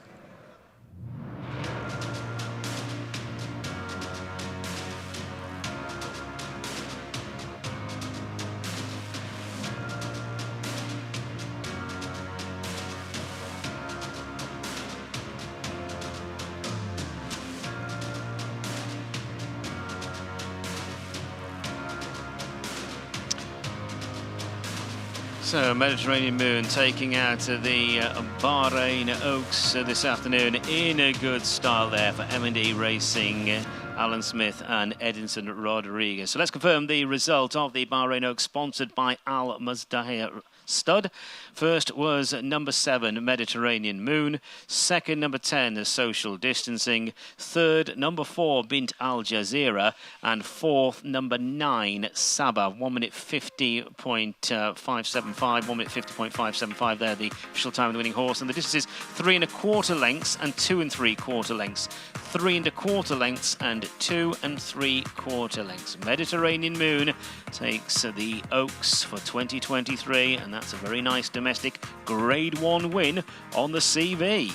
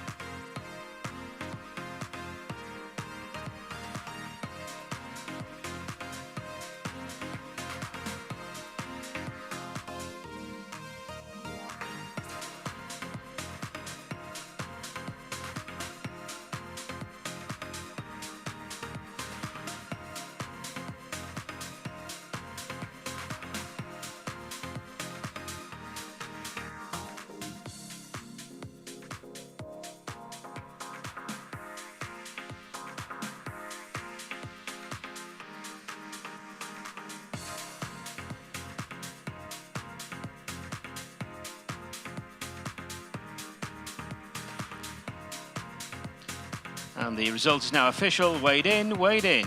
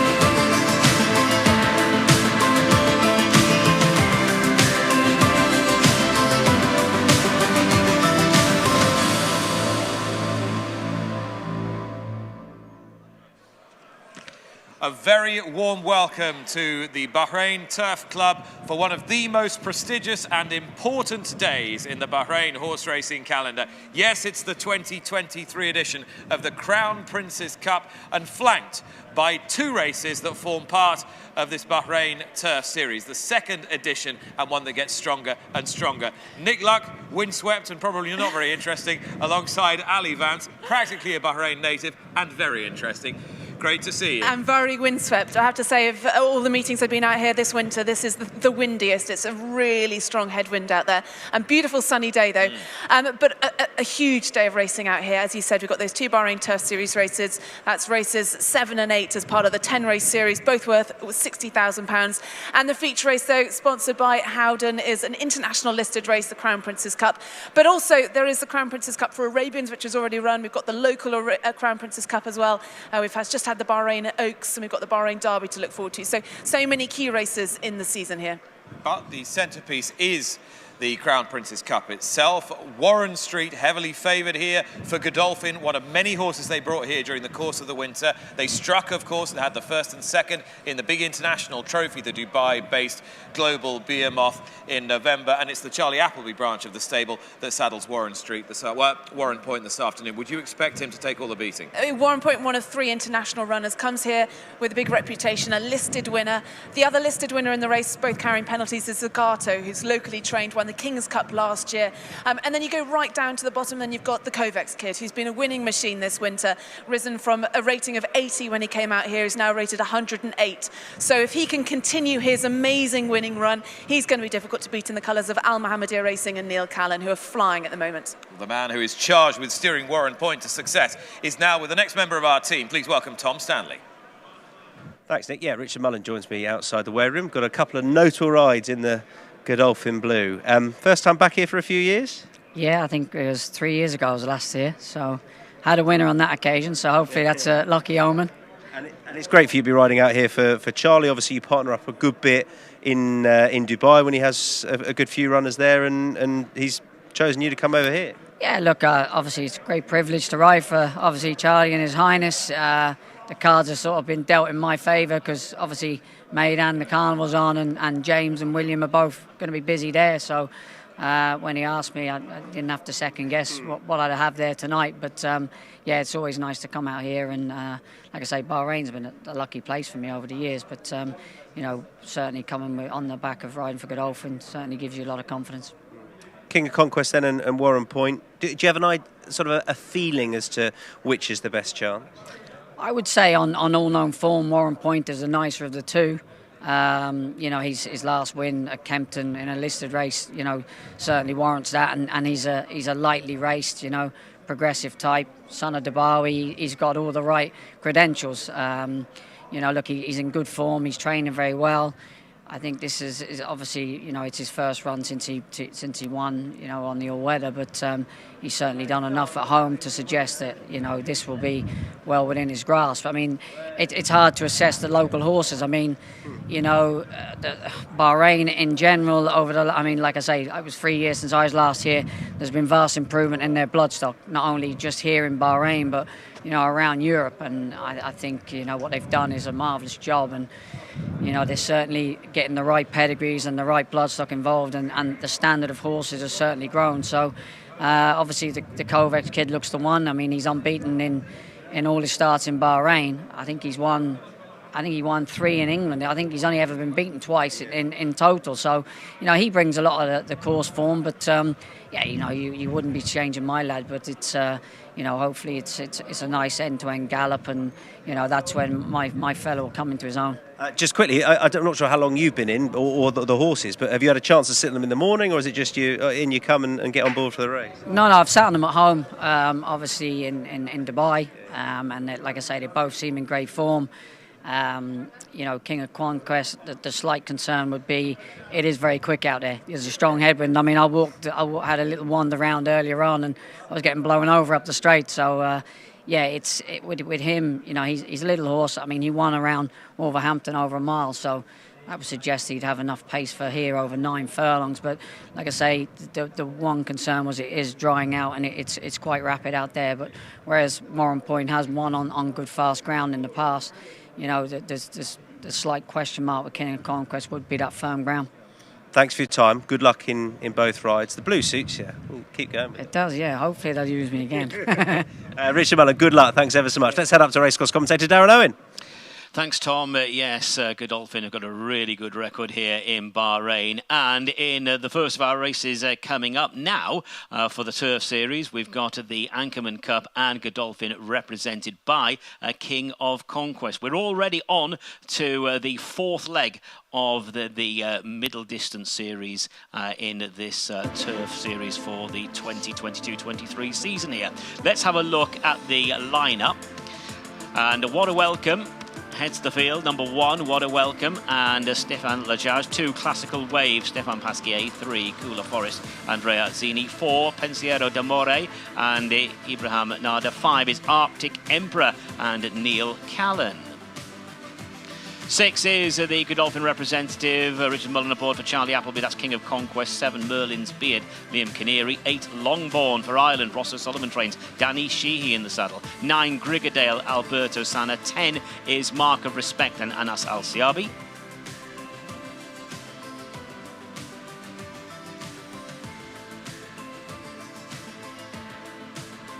Number 11 is a Knight of Honour. This is Cam Hardy's mount. 12, Mr. Professor and Hector Crouch. 13, What's the Story, Callum Rodriguez. 14, Dark Lion, Rosie Jessup. 15, Inigo Jones and Rowan Scott. And number 16 is Zimiran and Hassan Al Safar. No need to call in the reserves. So full field of 16 runners. It is leg 4 of the middle distance Turf Series for 2022-23, the Anchorman Cup.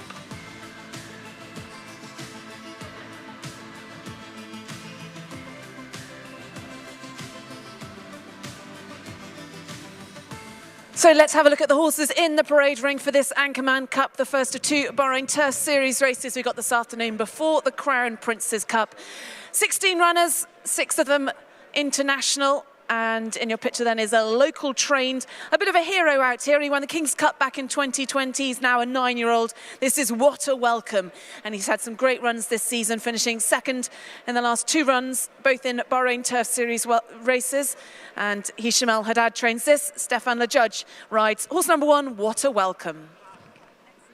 All right, looking now at Classical Wave, horse number 2, Stefan Pasquier, top quality French-based rider taking the mount on this son of Glen Eagles for Hesham Al Haddad. Has been in pretty good form, running into form as well this season, but this distance is very much a minimum for this gelding. Horse number 3 is Cooler Forest in the colours of MKR Racing. Mohammed Khaled Abdurrahim and Andrea Atzini rides this for trainer Jalil Al-Mala. And a horse on his day can be very good. He's an 8-time winner, this 7-year-old. But he has been dropping down the handicaps, although he did run reasonably well, finishing 3rd last time we saw him with Andrea Atzini riding, and the jockey in flying form as well. Horse number 3, Cooler Forest. Number 4 next is Pensiero d'Amore, Ibrahim Nader for Mohammed Hassan, and dropping significantly in grade today, having contested the Group 3 Bahrain International and beaten 1 rival home, and then finishing last in a domestic Group 1 next time. Much less on his plate today, but he still needs to find his form. Horse number 5 in the colours of Al Mohammedia Racing, who've been so successful in the Turf Series races this season. This is Arctic Emperor and the mount of Neil Callan, trainer Hisham Al Haddad. And he's very much rising up the ratings. A good winner last time we saw him not in a Turf Series race.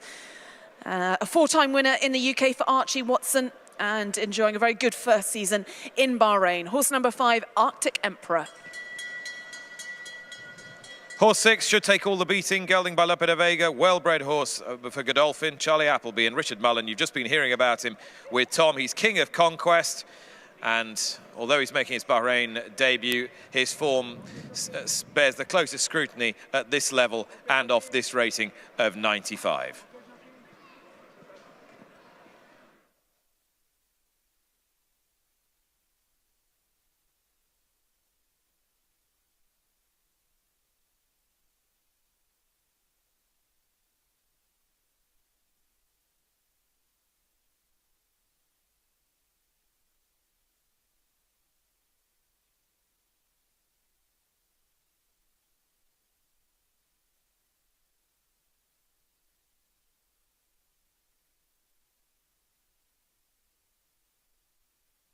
Horse number 7, Liam Canary, jumping on board Merlin's Beard, who's having his first run in Bahrain. He's a 6-time winner for Richard Hughes in the UK and comes over here in those colours of Al Mohammedia Racing. Liam Canary, as I said, riding for Hisham Al Haddad, and comes here with a big reputation and certainly one to be watching out for, coming out of stall 15, which isn't ideal for that horse number 7, Merlin's Beard. 8 is the Irish Challenger Longbourn for Ross O'Sullivan and Danny Sheehy. Domestic debut here in Bahrain was just respectable, though in slightly calmer waters today, and you'd like to think he'd come on for that run.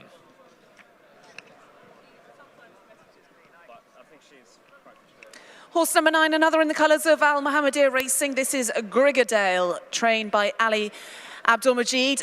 Alberta Sanna takes the ride on this. He won his last 2 starts in the UK for David and Nicola Barron, and won his first 2 starts in Bahrain. Disappointed though when he ran in a Turf Series race against Lucanda back in the beginning of December, the first Bahrain Turf Series race. But Grigadale fancied that day and has had a long break, a long run into this race. Horse number 9, Grigadale. 10 is next, Mark of Respect to Anas Al-Siyabi and Hesham Al Haddad. A winner here last time over 1,600 metres and stepping back up a furlong today. Just got up by a short head and has gone up 6 pounds in the weights. That's quite an ask.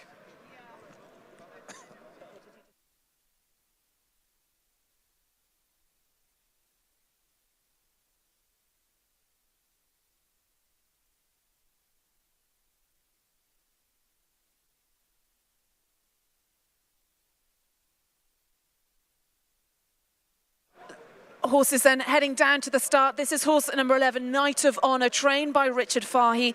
Having his 2nd start in Bahrain, he ran and he won a local race back at the beginning of January. So this is his first start in a Turf Series race. Big step up in class. Cam Hardy, those come over to ride both of Richard Fahy's runners this afternoon.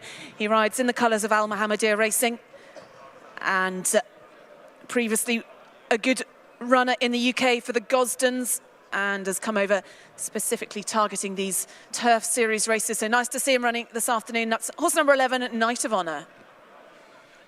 12 is next, Mr. Professor, who's a progressive 2-year-old, did well at 3, and now here at age 4 finds himself in Bahrain for Alice Haynes, one of the most upwardly mobile trainers in Newmarket in Britain. Hector Crouch takes the ride on this gelding and has run twice here during the course of the Bahrain Turf Series and fared a little better last time.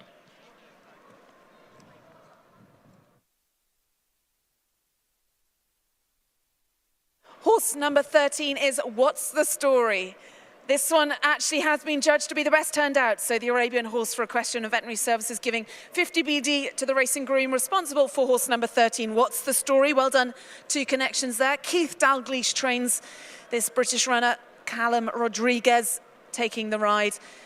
He's been well beaten in the Bahrain Turf Series races so far this season, so have to come on. But he comes out of a nice stall. He's got stall number 1. That's horse 13. What's the Story? 14 is by no means impossible. Will run well today, Dark Lion for Victorious and Fawzi Nas, Hesham Al Haddad, Rosie Jessup. Stall 14 might not be a disadvantage the way the track's playing today, and this horse just has to put one slightly below par run behind him, but he had excuses that day and previously finished a good 2nd over this distance to Takaria.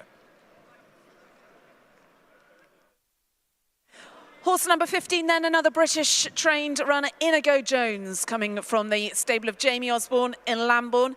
Rowan Scott takes the ride, and this horse a really good 3rd back at the end of December up against the Kovacs kid, just 2 3/4 lengths behind him that day. Inigo Jones comes here with every chance.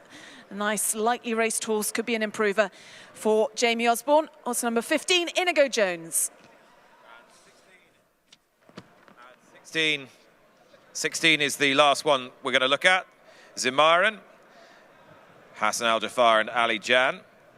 Fair 4th here last time over 1,600, doing his best work at the finish. Step up to 1,800 should suit. You've seen all 16 ahead of this Anchorman Cup. Let's join the Anchorman himself, Tom Stanley.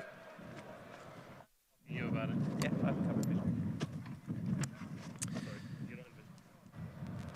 Then they are loading up. We'll just have a look at 6 going in, just over to our right. Richard Mullen has taken this horse forward. Looked well to King of Conquest. I thought horse 14 was a lovely looking animal. Just spin over to our left and we'll pick up, as one has a big old kick out there. Number 10, just over in the distance, in the grey, just walking around nice and calmly. That is Mark of Respect for Hesham Al-Haddad. By and large, they are being pretty chilled down here in what is very windy conditions. Spin back to our right, number 3 going forward, and that is Cooler Forest, who's just gone into that gate there with the 3 above it. That's obviously where the horses are going into, and Cooler Forest is going to come out of stall number 9. They just need a final push for this horse to get him in. Mr. Professor going forward. I'd like to see him run well. We'll get up and join Darren Owen ahead of the first of the Turf Series races. So the last of the runners going in for this, the Anchorman Cup. It's leg 4 of the Turf Series. This is the middle distance division, 1,800 metres, and they're all in. They're ready. And they're off. And King of Conquest was off to a pretty good start. And right there with the leaders is Longbourn as they make the dash into the first turn. Mark of Respect not too far away. And so too, What's the Story, with Inigo Jones now going forward. So they move on down the back straight, and a good 200 metres completed of their journey. And it's Inigo Jones who makes the running.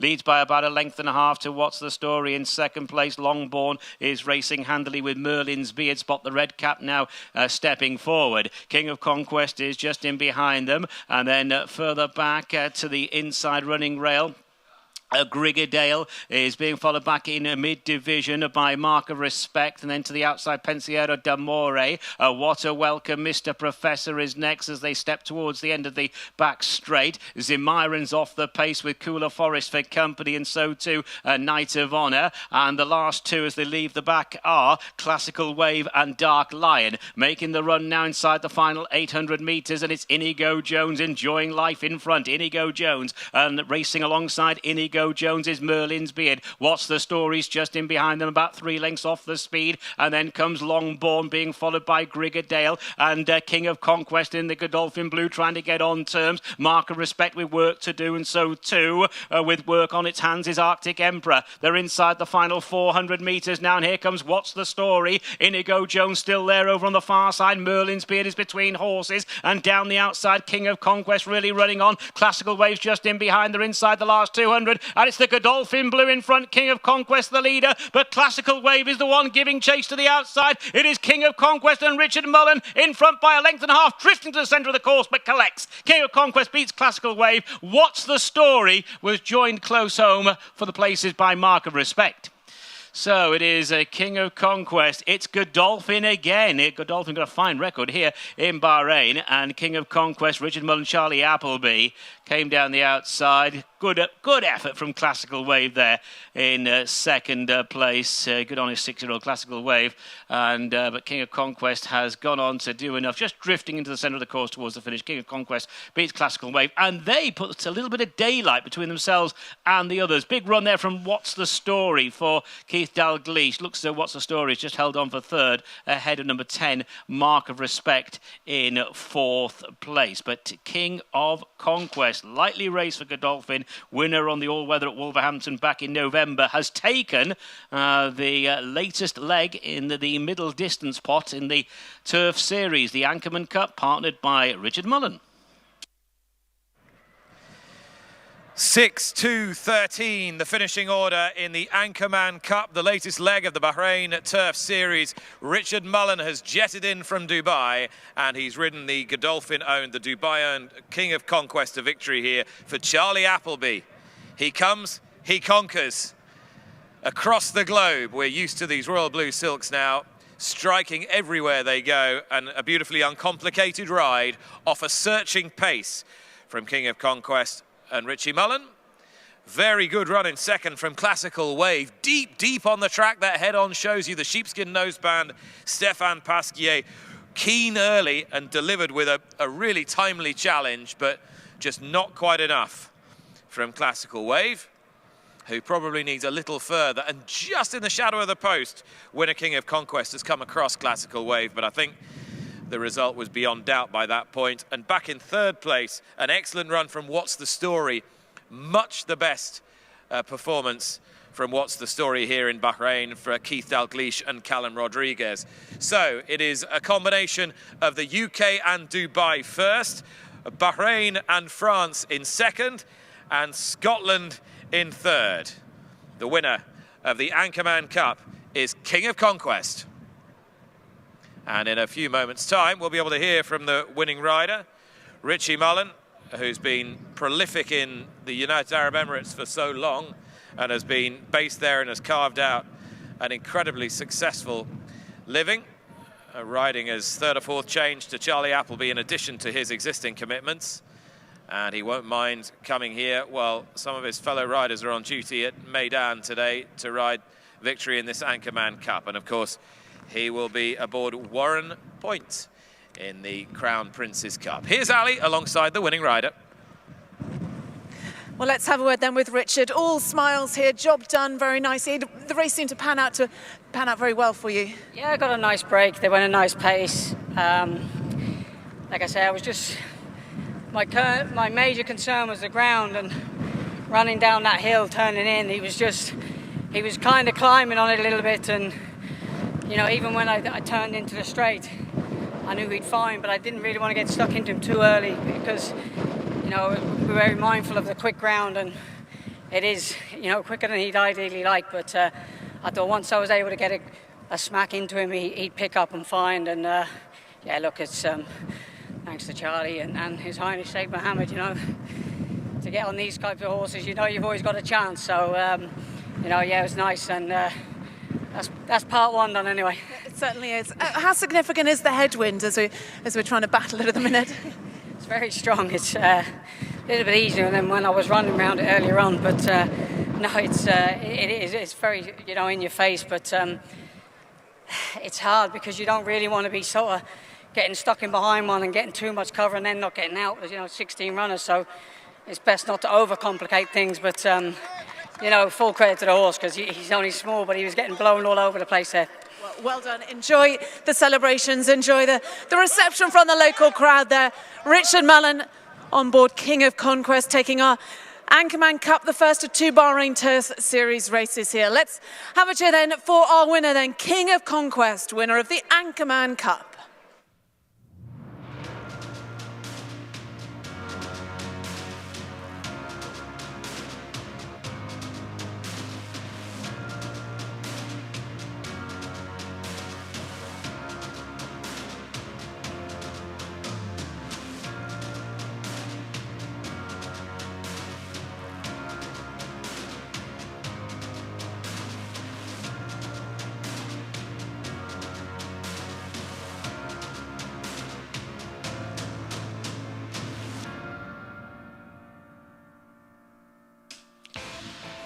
So the Anchorman Cup, race number 4, the fourth leg of the Turf Series, goes to number 6, King of Conquest. Second, number 2, Classical Wave.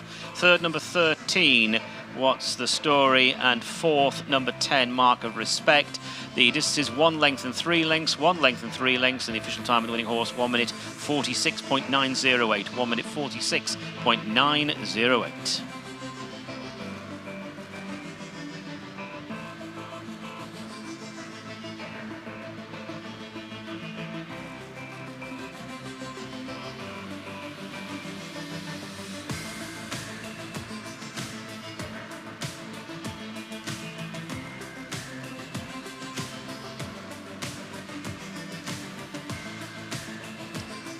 Take a look at the closing stages one more time of this Anchorman Cup. The royal blue colours, Richie Mullen on the winner, King of Conquest. And just look close home at the eventual runner-up, Classical Wave. He just ducks in behind the winner, and he's a horse who'll be winning again when he goes up in distance. He's run a very good race from a disadvantageous stall today in 13. King of Conquest winning, Classical Wave second, and back in third in the red, white and blue silks. What's the Story? A good run from him. He took it up a little way from home and just got outrun.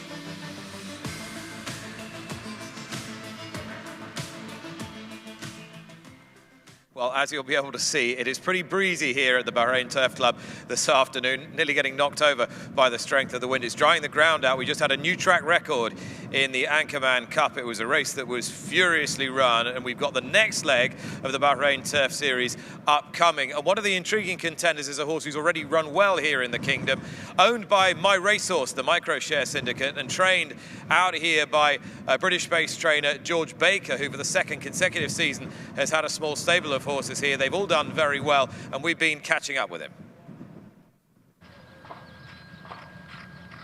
Obviously, a ridiculous cliche, an incredibly competitive race, as it should be, for the fantastic money on offer. Our horse is in great order, really happy. The team, I only got in last night, but the team here have been delighted with how he's training. He back on the outside track, which I think will suit him better than last time. I mean, he didn't run a bad race, went 5th, but the pace of the race was against us that day as well, and he was a bit keen early on, and Andrea Azzini rode him, and he just went forward through no fault of his own and ended up in sort of aiming at daylight for too long. So hopefully a proper pace to aim at tomorrow, like we had on his first run here. Not expecting him to go and win by 5 or 6 legs, what he did on that occasion. But look, we're here. He's in good order.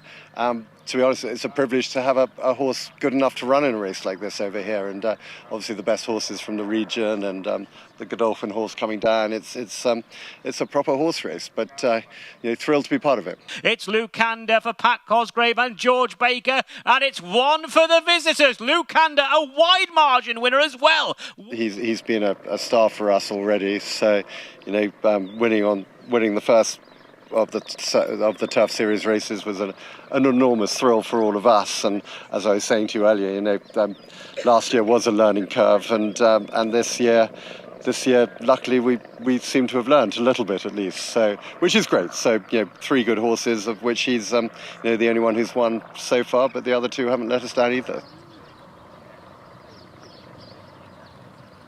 It was a fabulous run, first time. He perhaps a little bit gassy, mid-race, probably perhaps doing a little bit too much. In hindsight, Pat Cosgrave wished he'd let him sort of stride on. I'm not sure the winners won well, but we're clear of the rest. He looks to have come on for it. He's pretty fit that day, but he does look fit and very well. And Andrea riding him for the first time. Poor Pat is suspended up in Dubai this week. But look, if he runs the same race, we've got to be involved. But as we all know, with these sprinters, they spend most of the year taking it in turns. But please God, it's his turn tomorrow. George Baker, represented by Watcher in the next race. We come now to the presentation of the ANCHORMAN Cup, part of the Bahrain Turf Series of 2023. It gives me great pleasure to welcome Ali Habib and his family to the presentation podium to make the presentation to the winning owners, Godolphin, and representing them, please welcome the winning rider, Richard Mullen.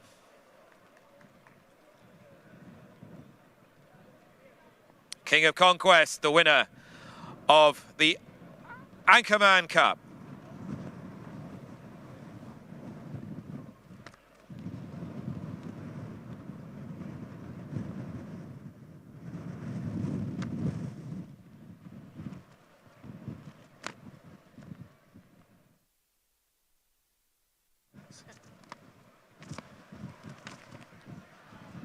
And so on to our next race, which is again part of the Bahrain Turf Series. It is the HAWAR Cup. And for runners and riders, let's join our commentator, Darren Owen. Thanks, Nick. Yes, so it is all about speed now. Over the straight 1,200 metres for the HAWAR Cup. Number 1, fighter pilot Stefan Pasquier. 2 is Ocean Star and Ibrahim Nada. 3, first edition Edison Rodriguez. 4, Deep Intrigue Anas Al-Siabi. 5 is Nomadic Empire. Neil Callan is aboard. 6, Wowzers and Alberta Sana. 7, Kinks Hector Crouch. 8, Pure Dreamer Paul Hannigan. 9, Soldiers Minute Callum Rodriguez. 10, Watcher and Andrea Azzini. 11, Inveigle and Hussein Asghar. 12, Derrin Rowan Scott. 13, Aman Abdullah Faisal. 14, Devasti Liam Canary. 15 is Tina Hassan Al Safar. 16 is Leith and Stefan Lajaj. 17, Kunan Cam Hardy. And 18, Neptunian Danny Sheehy. Big field, 18 of them going to post for leg 4 of the Turf Series for the sprinters, the HAWAR Cup.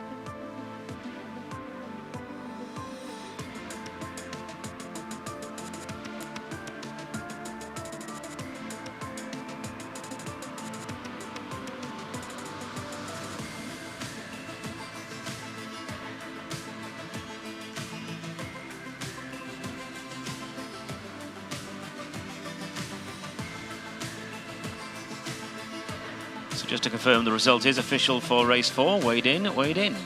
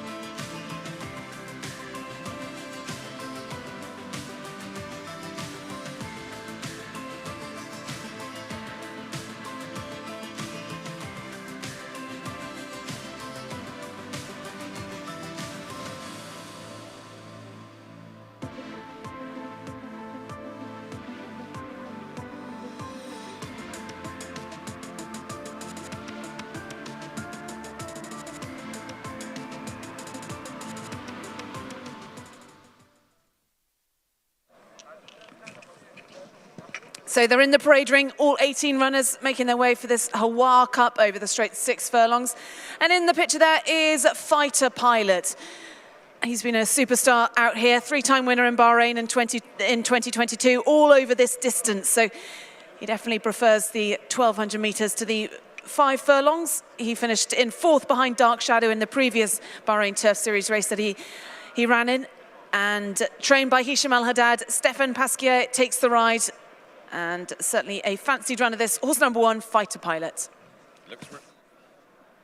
Looks really well too, Fighter Pilot. Horse number 2 is the mare, Ocean Star. She's not in great form at present. And it might be that a drop to 5 furlongs could help her.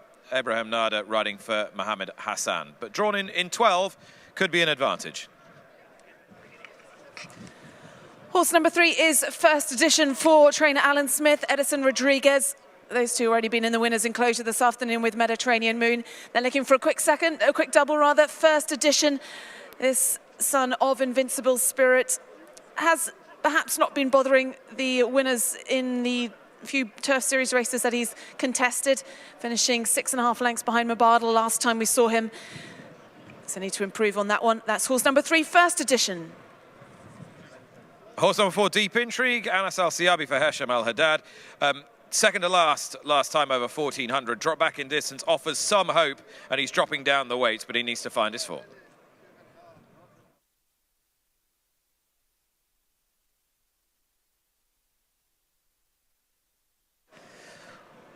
Oh, Horse number 5 then, Nomadic Empire, in the Al Mohammedia Racing colours. Neil Callan riding this one for trainer David O'Meara, and a horse that has been victorious in the Bahrain Turf Series, won the first sprint back on the 9th of December. That was over 1,000 metres, this over 1,200 metres. Very impressive that time. Have to prove it over this extended distance. That's horse number 5, Nomadic Empire. 6 is Wowzers, in good form. This gelded son of Kodiak was a winner here last time over this distance. First time in a visor. Visor is retained. Alberto Sanna is on board today. Big chance. Horse number 7 is Kinks, the mount of Hector Crouch for Hisham Al Haddad, and a very good horse on his day. He's a 3-time winner, both in the UK and then 3 times out in Bahrain. On his day, he's very good, but he's not won since November 2021. Horse number 8 in the colours of Sheikh Issa's Al Adiyat Racing is Pure Dreamer, gelding by Oasis Stream for Alan Smith and Paul Hannigan, a team that have been doing so well during the course of the winter here in Bahrain, and a very respectable second last time. Same mark today. He's got 2.5 lengths to make up with Wowzers.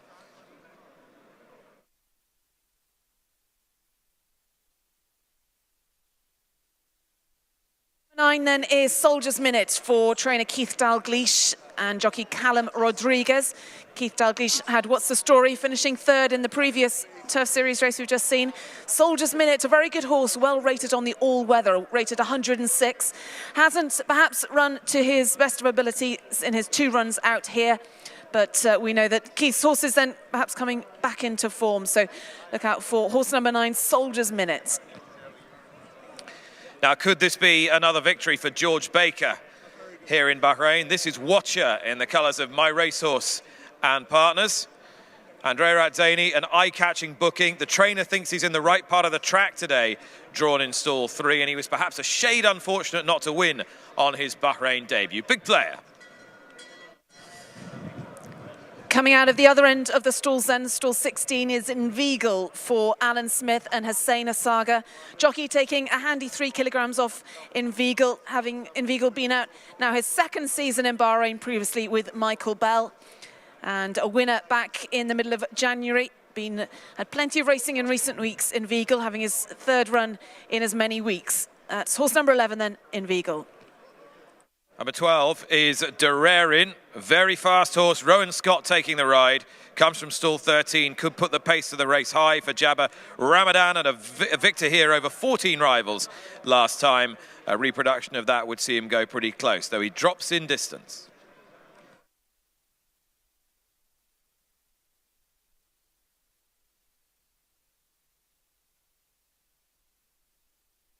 In your picture there, horse number 13, Aman, a horse that is very much on the up this season. He's recorded 2 wins and is on the rise in the ratings. Abdullah Faisal rides this for Tala Al-Alawi and looking to continue his upward progression. Horse number 13, Aman. Devast is 14, ridden by Neil Callan last time, but today Callan deserts that one for Nomadic Empire. Perhaps that's significant. This one also running in the Al Mohammedia Racing colours. Liam Canary riding Devast, and a winner here over 1,000 metres last time. Up in grade, up in the weight, and up in distance. And another one also in the Al Mohammedia Racing colours with the orange cap is Tina. Hassan Al Safa, the jockey on board this one for Hussein Adalami. And a horse that has been out here for 3 seasons now. 4-time winner, was with Richard Fahey before that. He's been running over the 1,000 metres recently. So steps up in trip. That's horse number 15, Tina. 16 is next in the familiar EERC, the Emirates Racing Club colours. This is Layeth, a gelded son of Dubawi. Stefan Lajaj takes the ride, and although he's an 8-year-old, he's got some form. Going back not too far, but this is his seasonal debut, and he needs to be at his very best, even though the handicap has given him some sort of a chance.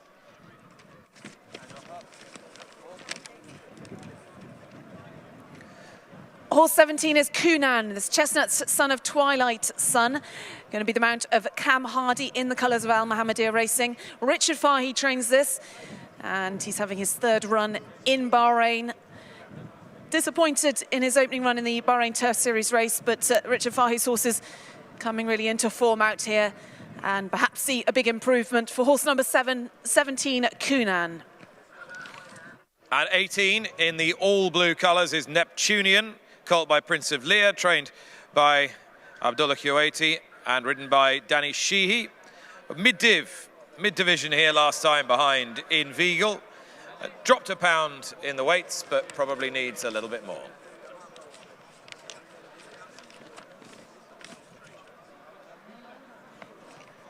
I've got something.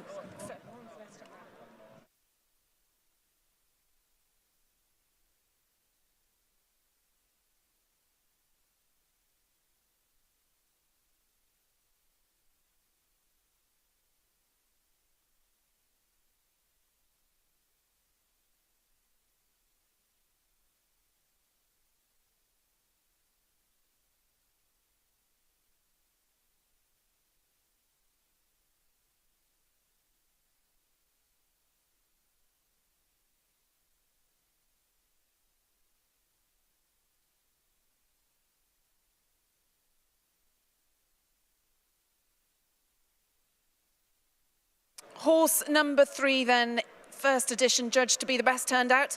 The Arabian Horse for Equestrian and Veterinary Services generously given 50 BD to the racing groom responsible for the best turned out horse in this race, and that's the horse with the red hood there, heading down in the colours of Al Moriat Racing. First edition, the best turned out in this second Turf Series race.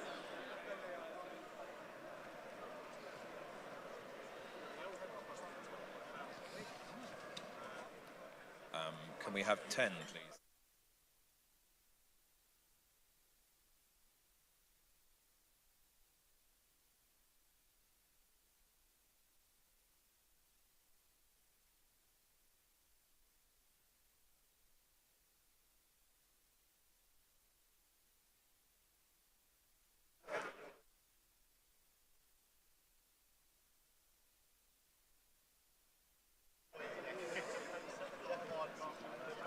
All right, really competitive race, as all these Bahrain Turf Series races have been. Ali, you've been spending so much of the winter in the kingdom, and the well-stocked fields have been a notable feature this year. Yeah, it has been great how competitive the racing's been out here. And again today, full fields. They've had reserves in both of the Turf Series races, but absolutely it's great to see, as I said, such competitive racing. In your picture there, that is Watcher, that is George Baker's runner, and he's had a fabulous time. He's had 3 horses over here, and they've all been placed. He's had a winner, a good few seconds, a 5th. He's really targeted the right type of horse to enjoy the conditions here. And today, his team are relying on Watcher, who's had 1 run this season, finishing in 2nd to Dark Shadow in the last 1,200-metre sprint race we've seen. He's had Get It running very well over the 5 furlongs, but Watcher comes here with every chance for the My Racehorse and partners, and I'm sure we've got many viewers both here at the racecourse but also watching it on the television. A great syndicate, very successful. George Baker, Andrea Azzini, confident on this about this horse when I spoke to him earlier in the week. Was previously ridden by Pat Cosgrove. Hey, Andrea, no mean substitute, and he's been enjoying himself here in Bahrain as well. How much does Watcher need to improve on that initial second here in Bahrain to take a hand here? Well, it was a one length behind Dark Shadow, who's not running in this race. And I would have thought that, you know, he's certainly going to be the one to watch. But as George said, it's sometimes these sprinters, you know, it's just often it's taken in turns to take victory. But I think he's the worthy favourite, international favourite. Other ones to look out for, though. Nomadic Empire, the mount of Neil Callan. Yeah, we talked about the choice of Neil Callan. Yeah, and Al Mahamadia Racing have won, well, 5 out of the 6 Turf Series races before today. They've been so powerful. They've got a lot of runners in this race, and Neil Callan has chosen and stuck with Nomadic Empire. He won the first Bahrain Turf Series race back on the 9th of December. That was over the 5 furlongs, this is over the 6 furlongs, but he's been running creditably since then, finishing in 3rd and 4th. So Nomadic Empire, interesting Neil Callan sticking with that, because as I said, he's got quite a few choices. Wowzers has been in good form, also in the Al Mahamadia Racing colours, Devast and Tina, so he could have gone for any one of them, so maybe a sign in itself he's on Nomadic Empire. Yeah, they're all in good form too. Wowzers goes forward under Alberto Sanna, the yellow distinguishing cap there for Al Mohammedia. Yeah, down at the start, this is horse number 6, Wowzers. He's just being a bit tricky. He's had to be led in behind. Obviously, it's not the hugest gap they go through there, and they're circling on both courses, so there's plenty of room for them, but he was just thinking twice about it. The horse just going in behind now has just got a little bit warm. You can see just sweating up under the rug a little bit. That is Inveigle, described by his trainer as a real speed demon, and that he is, over shorter. But he'll come out as 16. I think it'll be interesting to see where you want to be drawn here. As you can see through the stalls, the horse is circling, because there is pace up high. Back at the international meeting here, when Nomadic Empire won, you definitely wanted to be low. There's been a sprint subsequently, which has meant that being high was no problem. The stalls are just gonna move behind. And as we transition ourselves, I'll throw back to Nick and Ali for some final thoughts on this. Thank you very much, Tom. Yeah, it won't be long now until the runners are heading behind. Big field as well for this race, likely to be a strong pace. George Baker was talking earlier on today about the effect of the draw. He felt that the low draw would be an advantage, even on this straight sprint course. Is that something that you've noticed up the straight 6? It was certainly a factor in the first Turf Series race back on the 9th of December. But really, I mean, a lot of the trainers also and the jockeys say just where the pace is. Watchers coming out of 3. Nomadic Empire, the other fancied runners, coming out of 1. So I think that speaks for itself. First edition, he's no slouch for Alan Smith and Al Moriat Racing. He's coming out of 2. So, you know, plenty of pace on the low numbers. The ground must be very lively this afternoon, because in order to set a track record as they did in the previous race into the teeth of the headwind up the straight, that's quite significant. Of course, they only race up the straight here, so it would be even greater surprise if they were to break the 109.4, which is the track record for the 6 furlongs. They'd be trapping along though, and maybe we should be looking for a horse who's got a bit of 1,000-metre form, got a bit of 5 furlong form, and maybe we should be concentrating on a horse who's got lots of natural early pace here, Ali. Yeah, Nomadic Empire would come into play on the 1,000-metre form. He was very impressive in the first Turf Series race. David Amira's here, Neil Callan in flying form. Fighter Pilot's quick. He's horse number 1 coming out of stall 10. But you can see the wind in the palm trees up there. Yes, as stiff now as it's been at any point during the course of the afternoon. And a significant portion of the field loaded now for this next leg in the Bahrain Turf Series. And this is the prelude to our feature today, which comes up next as race 6, the Crown Prince's Cup, sponsored today by Howden. So not too many left to go forward. Let's head up to the commentary box now and join Darren Owen. So this big field going in for the HAWAR Cup. And it features Nomadic Empire, who's already won a race in the Turf Series. And it was interesting watching the path that Neil Callan took down to the start. Went over on the far side because, of course, that's where he's drawn. So he was just scouting that path. So runners then moving up into the starting stalls. Not many more to go forward. Pure Dreamer still out of line to go into stall number 18. And also Ocean Star is to go in. Ocean Star going into stall number 12. So stand by. Ocean Star rears. 1,200 metres the journey, and they're racing.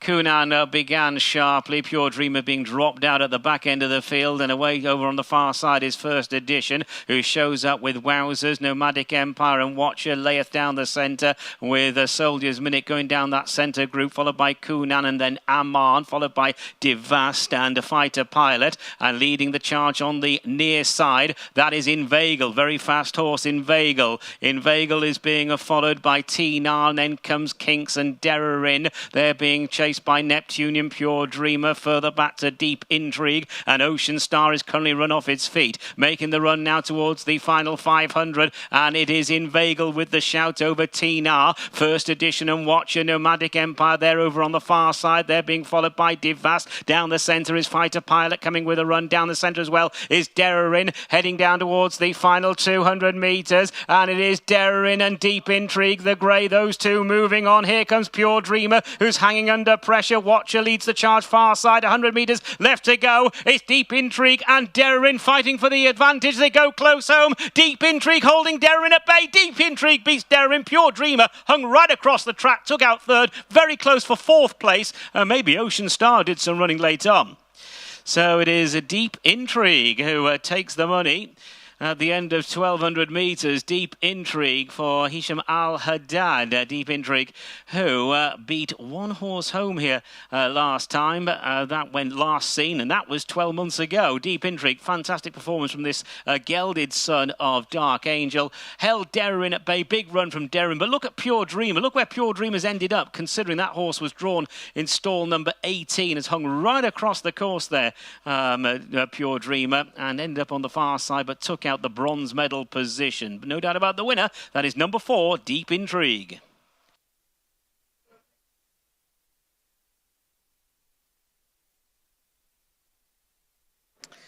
All right, then, the HAWAR Cup goes to Deep Intrigue in the colours of Hassan Mifare Al-Jami for Hesham Al-Haddad and Anas Al-Siyabi. Stall 15 here beats stall 13, beats stall 18. Hard to escape the conclusion that that was a massive draw race, and there was a huge advantage to be had from racing from the high-drawn stalls. They took at least 6 or 7 lengths out of the far side group from a very, very early stage in proceedings, and from then on, there was really no way back for the low-drawn horses, of whom Watcher did much the best in the white cap. But victory went the way here of a horse who's not really been in any sort of form, Deep Intrigue. Only beat one home last time, 9th of 15 time before that, 10th of 18 the time before that. The handicapper had been slow to relent as well, had only been chiselling this gelded son of Dark Angel down a pound or two, but he looked the winner from a long, long way out today under Al-Siyabi, and Deep Intrigue it is that has won this race. You can see there, split the screen with a line down in halves, and you'll see that the horses on the right of picture have completely dominated this, for all that the eventual third place horse, Pure Dreamer, has ended up more towards the stand side. If you were drawn low, you effectively had no chance here, and the win,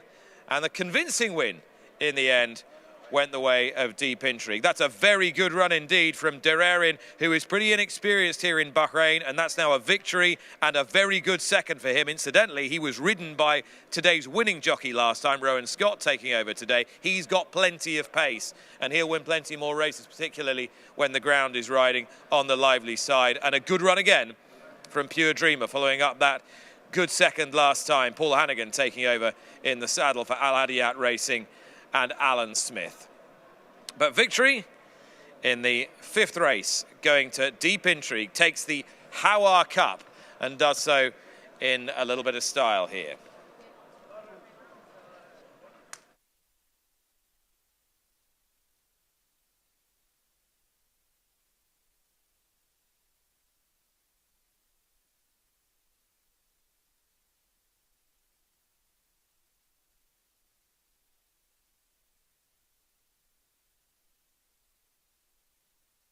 Well, we're going to have a quick word with the winning jockey, Anas Al-Siyabi, if you're all right to circle around a bit here. Anas, absolute delight, I'm sure, because this is the first time you've ridden this horse. He was a good horse last season, and to win on a big day like today, enjoying the victory. Yeah, he's a good horse. The trainer, he told me you can ride this horse. He not ridden for last time. He's serious in last year, but he's a good horse. He told me the order, the horse he'll be win, he'll be good. So I said to him, hopefully. So I see him the race, I make cover for him, so he's good. And what does it mean personally to win a big race on such a prestigious day? Yeah, it's a good day. It's for me and for everybody. Well, enjoy the reception I'm sure you're going to get from the local crowd. Well done then to Anas Al-Siabi, his 5th victory this season and very much his biggest victory of the year. And he'll enjoy the reception as he heads back into the parade ring in front of the local crowd. Well done then, Anas Al-Siabi on Deep Intrigue. And you could see what it meant to him as well. This Bahrain Turf Series has become such a hugely important part of the scene here in the kingdom. And this horse, well, he knew when to put his best foot forward on the day where it mattered, because he's not really been in form, but he has got pace. And I just spoke to Andrea Zaini, who was riding Watcher. He was first time on the far side, and he said the stand side group, the near side group, had a break of about 6 lengths on the far side from a very, very early stage. And this is the horse that has taken advantage of it. Deep Intrigue is the winner of the HAWAR Cup, part of the Bahrain Turf Series.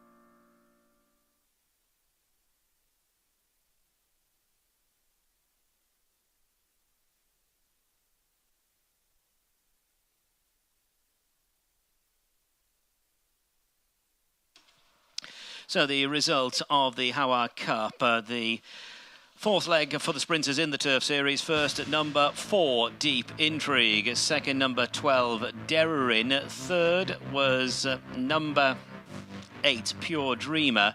And 4th, number 2, Ocean Star. 5th horse home, incidentally, was number 1, Fighter Pilot. The distances a neck and 1 3/4 lengths, a neck and 1 3/4 lengths, and the official time of the winning horse, 1 minute 11.569. 1 minute 11.569. So victory there going to Deep Intrigue. Interesting to see the principals were drawn high, but in the end they ended up racing towards the middle to far side. Look at where Pure Dreamer finished. But Deep Intrigue takes out the HAWAR Cup.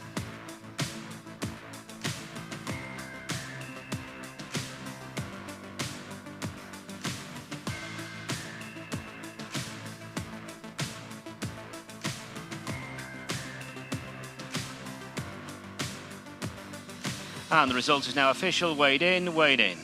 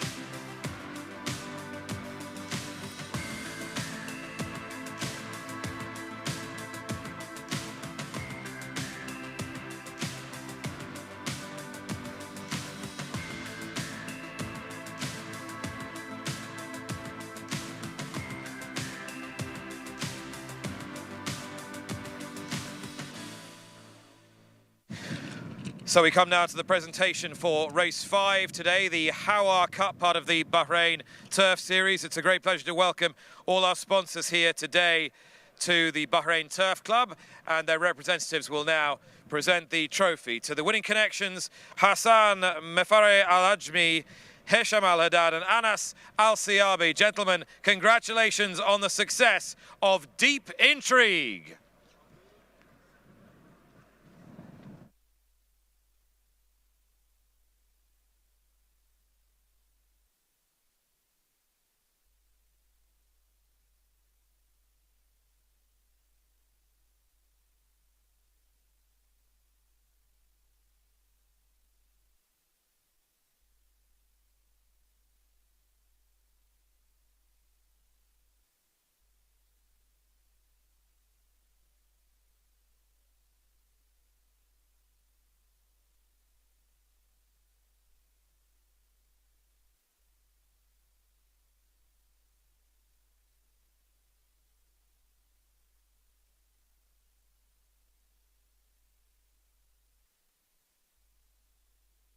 So building now against this stiff breeze here at the Bahrain Turf Club to our feature race today. It's the 2023 edition of the Crown Prince's Cup. It is such a key part of the racing season here in the Kingdom.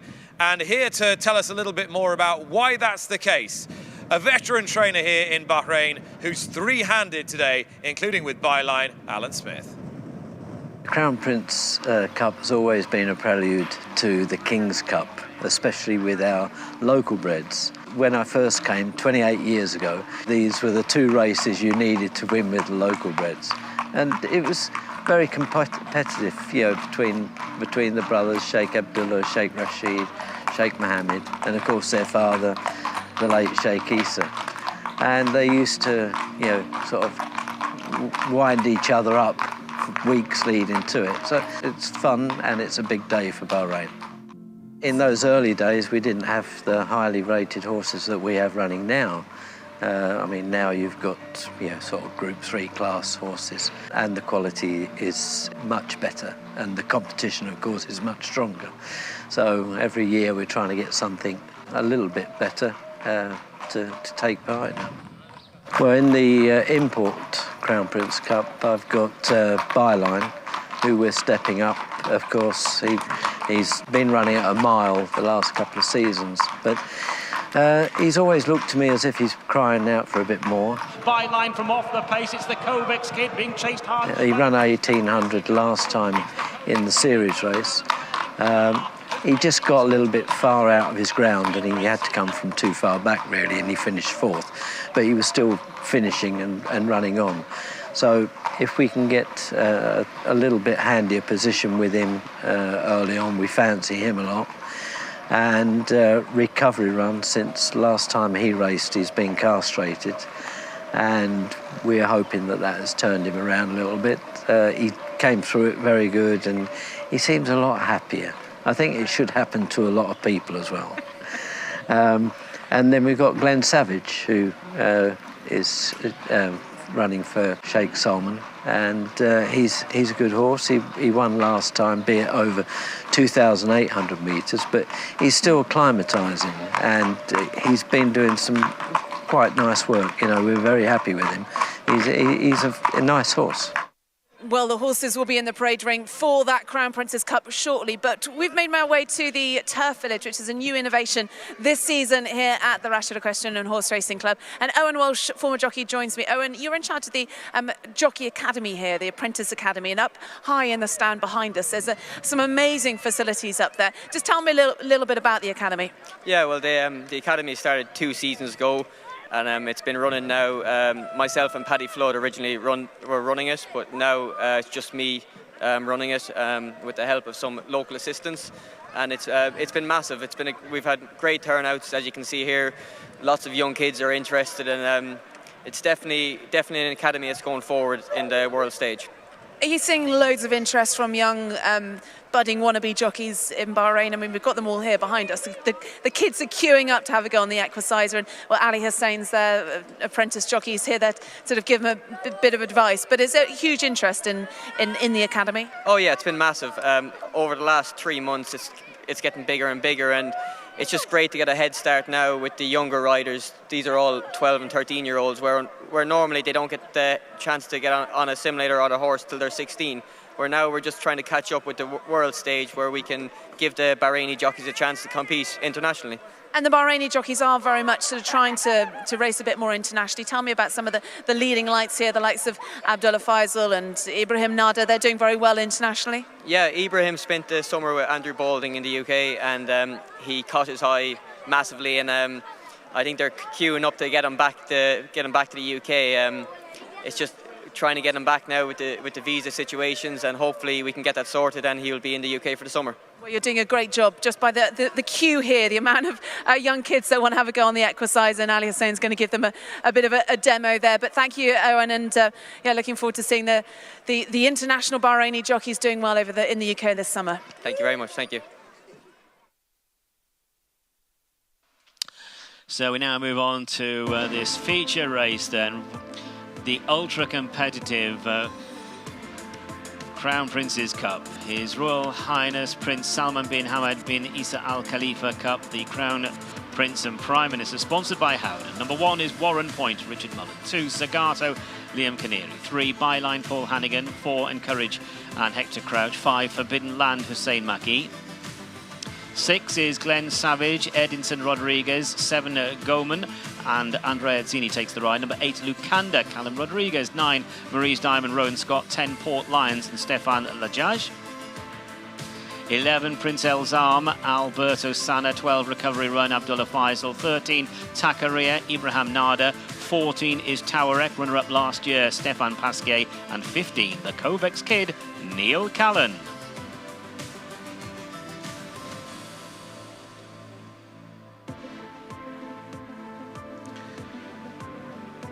So, Your Royal Highness, ladies and gentlemen, the runners now in the paddock for His Royal Highness Prince Salman bin Hamad bin Isa Al Khalifa Cup, the Crown Prince and Prime Minister, sponsored by Howden. The distance of this race is 2,000 metres or 10 furlongs or a mile and a quarter here, and a really representative deep field for what is recognised internationally as a listed race. And one of the 3 most important races in the Kingdom of Bahrain, and the field is headed by Warren Point for Godolphin. Yeah, Warren Point for Godolphin is horse number 1, and we have seen the Godolphin colours carried to victory already this afternoon in the first Turf Series race. Can they do it again? This horse, a listed winner at Kempton in October, lightly raced, comes here for Charlie Appleby and Richard Mullen on top again. So horse number 1 then, Warren Point. Horse number 2, sheepskin noseband, easily distinguishable. This is Zagato, from one of the best families in the global stud book by Frankel out of Izzy Top. This is a gelding who, like number 1 Warren Point, is penalised, has to carry 1.5 kilos more than his rival because he's already a winner at this level, and he limbered up for this with a very respectable third behind the Kovacs kid in a domestic grade 2 last time. Yep.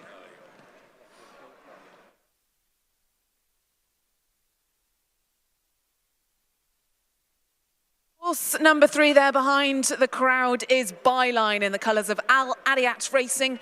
Really big crowd here in the parade ring, plenty of interest.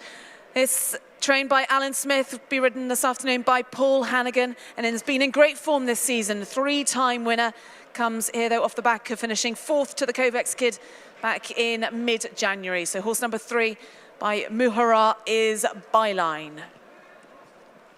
Let's have a look at number 4. This horse is Encourage, a horse owned by Al Mohammadiyah Racing and bred by Her Late Majesty Queen Elizabeth II.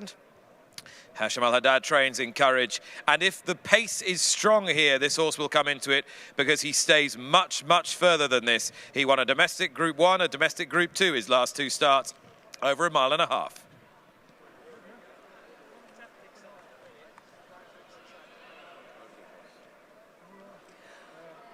Horse number 6 in the colours of M&E Racing is Glenn Savage, trained by Alan Smith. Edison Rodriguez riding this one. Horse stepping up in class, previously trained by John and Thady Gosden in the UK. A winner though last time we saw him on the 7th of January. This though a significantly hotter race.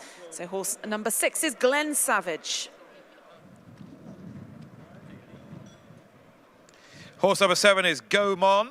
Not as imposing as Glenn Savage, but a colt who's come to Bahrain and immediately made an impact by winning a handicap here over 2,200 metres. The drop in distance won't be a problem. The rise in class might be, however. He's got the assistance of Andrea Atzani, top class rider.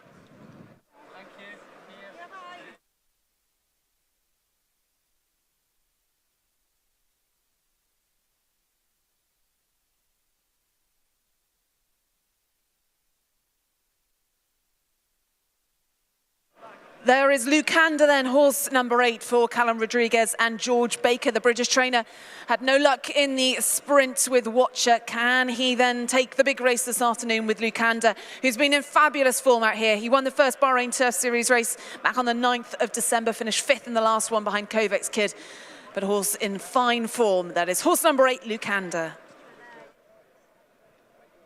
Horse number 9 is Marie's Diamond. Like Lucanda, a challenger from Great Britain. Roger Fell has been campaigning this entire here in the Kingdom during the course of this season, and the last 2 runs, both behind the Kovacs kid, have been perfectly respectable. He'll appreciate the return to 2,000 metres, and he's dropped £1 in the handicap to boot. Horse number 11 then is Prince Elzam in the colours of Al Mohammedia Racing. Talib Ali trains this. Alberta Sana on top.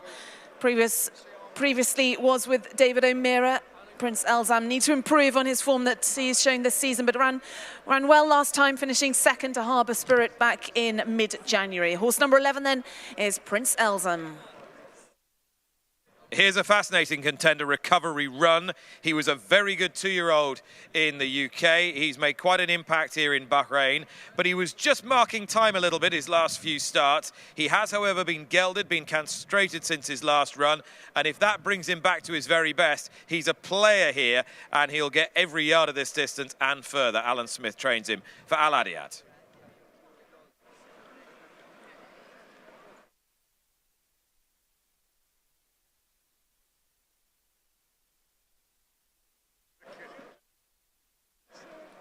Out on track then is horse number 13, Takaria, in the colours of Al Afu Racing. Mohammed Hassan trains this. Ibrahim Nada, one of Bahrain's leading jockeys, on board Takaria. A horse that is going to need to improve on his ratings, rated 93. Last seen mid-January, finishing well down the field behind Goman. So horse number 13 then, Takaria. From Takaria to Tawarik. This is Stefan Pasquier's mount, and he's a chance as well. He was beaten 1.25 lengths behind the Kovacs kid last time in a domestic Group 2, and it may well be that the dimensions of this race will suit him better with the extra 200 metres.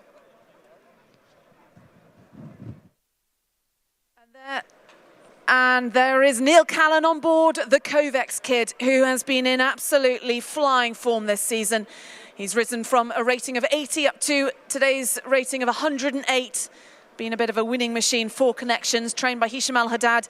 Neil Callan staying loyal to the Kovacs kid, horse number 15. So you've seen them all in the paddock, all 15 runners for the 2023 edition of the Crown Prince's Cup. And we're going to head down to the start now for a closer look with Tom Stanley. Nick, thank you. Yeah, horses circling down here. Not all of them down. Probably about 3/4 of the field have made their way down to the start. Richard Mullen, who's 1 from 1 so far, with his win a little bit earlier on King of Conquest, looking to make it 2 from 2 on this Warren Point, who come out of 5. When he goes into the stalls, you can see he's got that rug on, padded on either side, just so the horse doesn't feel the stalls as he goes in, and the 2 hooks either side is what the rug will be attached to the stalls with, and obviously when he emerges, he won't have the rug on. He won't have the hood on either. That will come off, but he does look nice and relaxed at this stage, both horse and rider. This nice-looking 4-year-old son of Dubawi with a leading chance here. Al Mohammedia Racing are very well represented, as you can imagine. We'll touch on a couple of their runners. Just over to our left, we've got horse number 4, who you can see encouraged with the yellow hat on. Hector Crouch rides for Hesham Al-Haddad.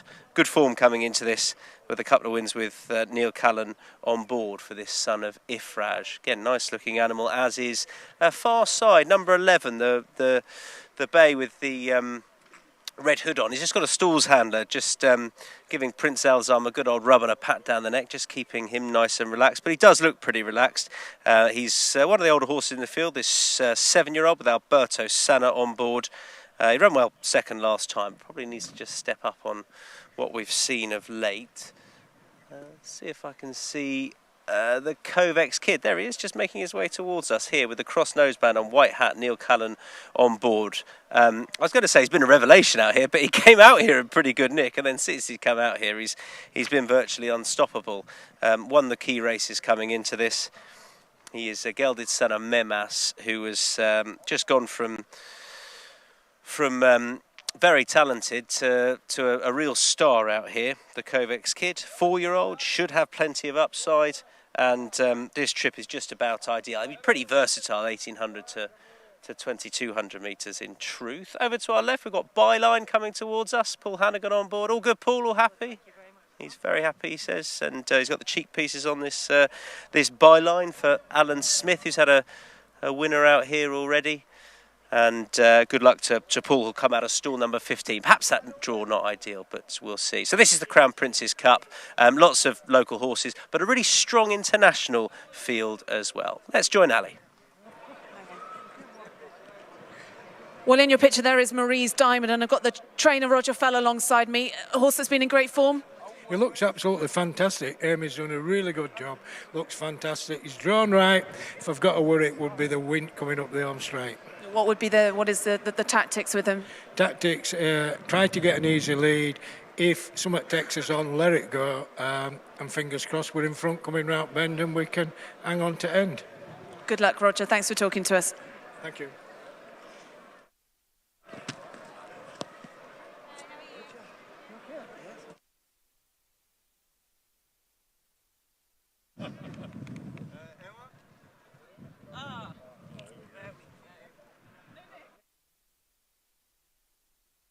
So the last of the runners going in for the 2023 running of the Crown Prince's Cup over 2,000 metres. We've got a couple of runners out of line, Forbidden Land and Gaumont, to complete the lineup.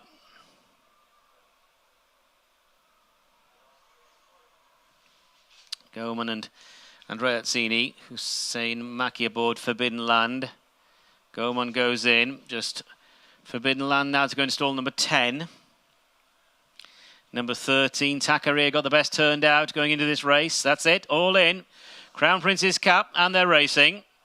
And just been steadied early on his recovery run, and away smartly is Marie's Diamond, who has the advantage on the inside running rail, getting plenty of encouragement in the centre. Prince Elzam to go forward. Also stepping into the picture is Encourage as they go into that first turn. So it is Prince Elzam, Marie's Diamond, and right there to the wide outside is Forbidden Land. Just in behind the pace setters, Encourage going into the back straight and sorting themselves out with Warren Point racing around about 6th or 7th position ahead of the Kovacs Kid is on the inside. Lucanda is next, and then further back to the slow starting recovery run right at the back end of the field.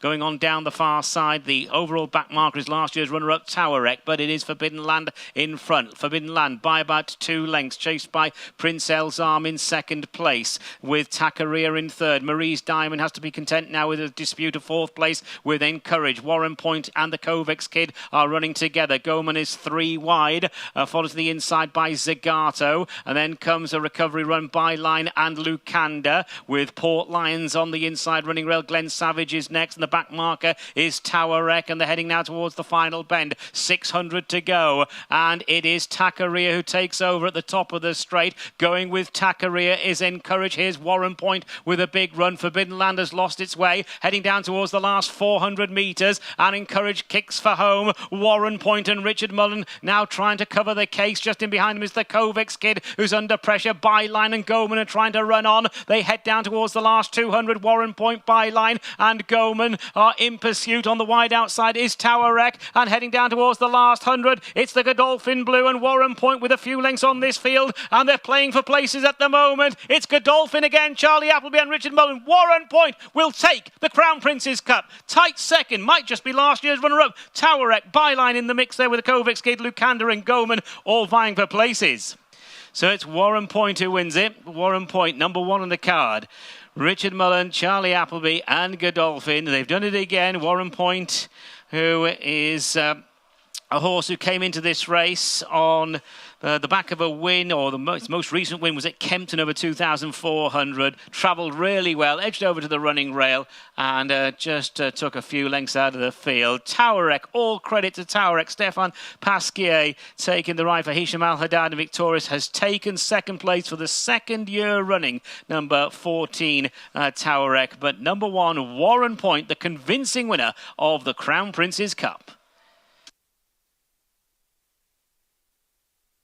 A romp Godolphin and Charlie Appleby arrived here today to the Bahrain Turf Club with 2 runners. They go home with 2 winners. They take the Crown Princess Cup sponsored by Howden, and they do so in style. Yes, it was an assured ride from Richard Mullen, but in truth, he barely had to twitch a muscle to enable this horse to win. He's won this internationally recognised listed race with 1.5 kilos more than all bar one of his rivals, and he has left them toiling in his wake. This, the fastest ground he's ever run on today, this gelding by Dubawi. But one thing we know about the progeny of the world's super stallion is that they can go on almost any surface. They're tough, they're versatile, and when they hit the front, they're desperately difficult to pass. And Richard Mullen, he couldn't hold on any longer. He got the seam, he got the rail, and Warren Point drew right away from his rivals. Imperious, dismissive, he's done it in a romp, and he wins as he likes. Warren Point completes the double for Godolphin here in the His Royal Highness Prince Salman bin Hamad bin Isa Al Khalifa Cup, the Crown Prince and Prime Minister, sponsored by Howden.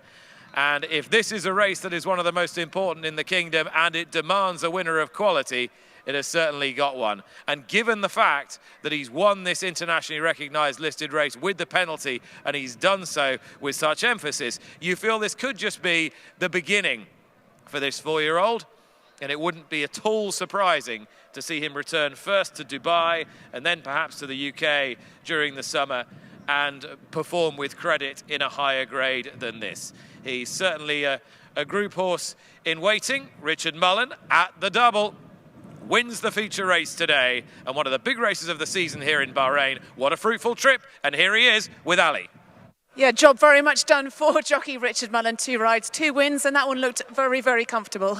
Yeah, I think the main sort of goal early on was just to get him to switch off, because he can be a little bit keen, but there was a nice pace. I was able just to get on the back of Hector down the back and travelled supremely well. Dropped it. He was travelling nicely, but within myself, and turning in, he kind of picked it up again, and I was like, not yet. Let's just wait till we straighten up. And yeah, look, he's a smart horse, and he's lightly raced. I think he's got a bright future ahead of him, and he's one of those. You know, he's fantastic. Dubawi, and I think he'll do nothing but improve. You know, he's a big stamp of a horse with low mileage, so I think there's a lot to look forward to for the team in these types of races. And for you personally, very satisfying coming here. You haven't been here for a few years, but another victory at this racecourse? Yeah, I think I should come back a little bit more often. No, like I said to you earlier on, Ali, you know, it's when you're riding for this operation, you know, even when you could be on a 3rd or 4th string, you know, you're riding good horses. Like I say, it's great. I've known Charlie a lot of years, and nice for him to ask me to come here. And like I say, His Highness Sheikh Mohammed, I've had a long association with Dubai. They're riding over there for 25 years, so it's nice to, you sort of repay the faith by riding winners for them. So it's, yeah, it's great all round.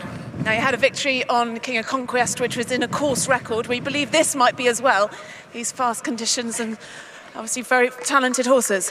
It wouldn't surprise me. Like I say, the track has dried out, and it's down the back there. There's a tailwind, but there's a fierce headwind when you turn into the straight. But these fast conditions, it wouldn't at all surprise me. And they're 2 very high-class horses, so yeah, it wouldn't surprise me if they broke the track record. I don't think there'll be too many of fans from locals, because we've lowered the colours of the Convex kid. But no, it's nice, and like I say, full of gratitude for everybody back at Godolphin. Well, enjoy the reception, Richard Mullen. Bred and owned by Godolphin, trained by Charlie Appleby, and completing a double today for Richard Mullen. The winner of the Crown Prince's Cup is Warren Point.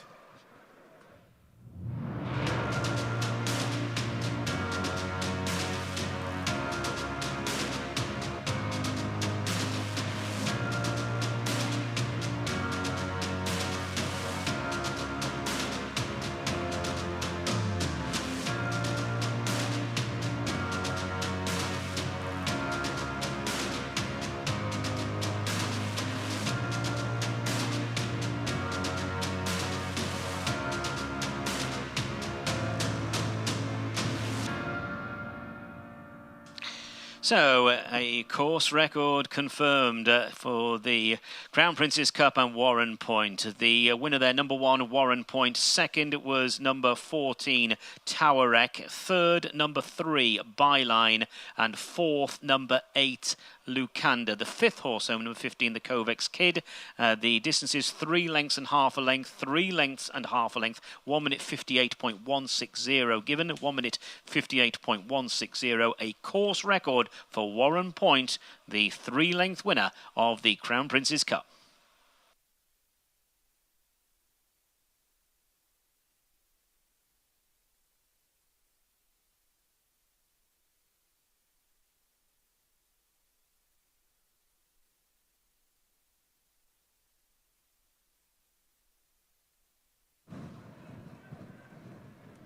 We come now to the presentation for the feature race today.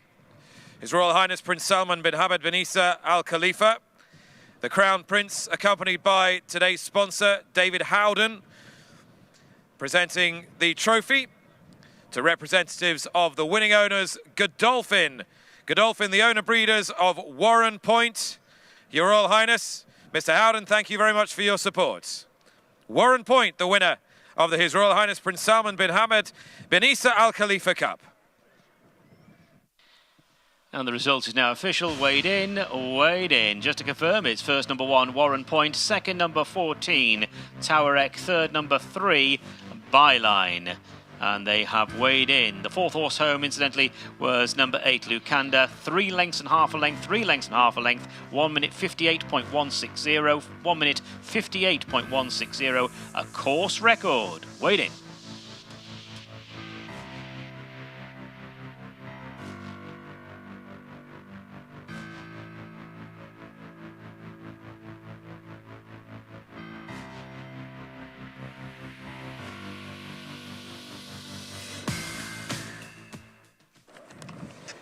Well, what an imperious performance that was from Warren Point to land the Crown Prince's Cup. And really, Godolphin go anywhere in the world and they simply dominate.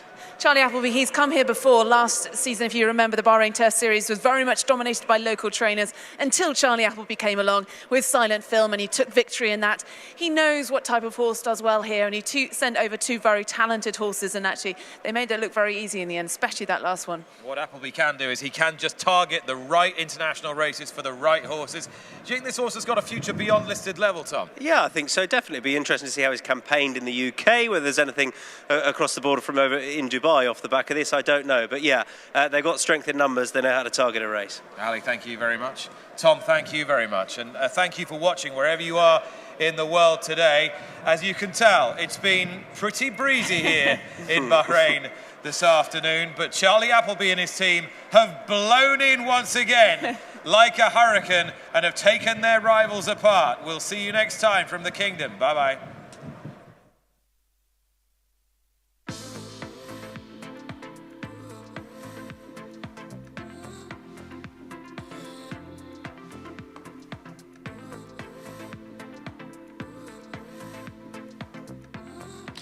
Moving on now to race number 7. It is the Bahrain Derby. It's a domestic grade 1 for the locally bred thoroughbreds. It's over 1.25 miles, 2,000 metres. Number 1 is Amwaj and Andrea Zini. 2, Black Shadow, Edison Rodriguez. 3, Horatio Abdullah Faisal. 4, Mudalal and Neil Callan. 5 is Tharb and Stefan Lajaj. 6, Van Halen and Paul Hannigan. It is the Bahrain Derby Cup coming up shortly.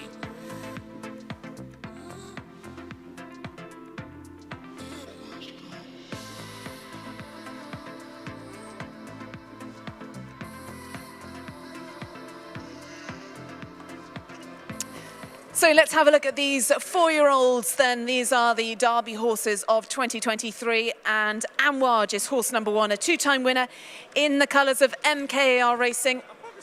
Mohammed Khalid Abdurrahman, and he has coming here off the back of a very good victory back in mid-January. Andrea Azzini rode a treble that day, and very much an improving horse. The stable really flying at the moment, Hada Ibrahim. So one to watch this afternoon, Amwaj, horse number 1.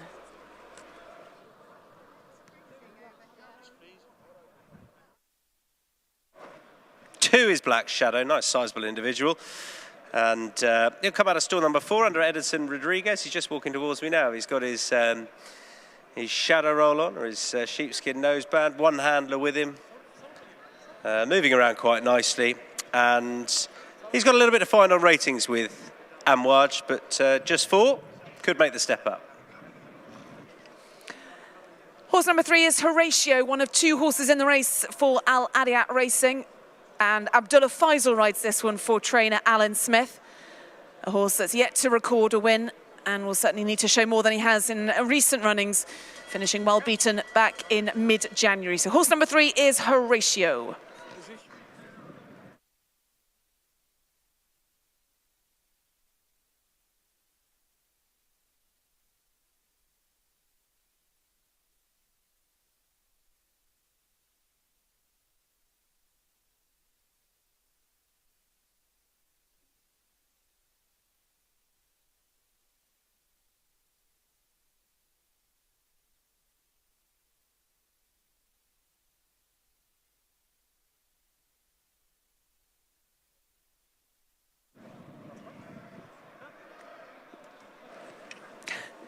Horse number 6 then, Van Halen, and the second runner for Al Adiat Racing. And this horse comes here with a big reputation. He's done very well this season. He's won 3 in Bahrain. Paul Hannigan, stable jockey, opting for this one. And he's beaten most of these actually in the field in his wins. Although today having his first start over the 2,000 metres. But the one to beat is horse number 6, Van Halen. Horse number 4 has made his way in. This is Mudlal, rated 58, so not far off Van Halen, same as Amouage, and good form coming into this. Couple of wins either side of a defeat over the 1,800 metres. This trip should be absolutely fine, particularly on the basis of that performance last time. He's got the headgear on, you can see, but walking around nice and calmly. Headgear for horse and groom, actually. And yeah, we'll see how he goes stepping up in distance.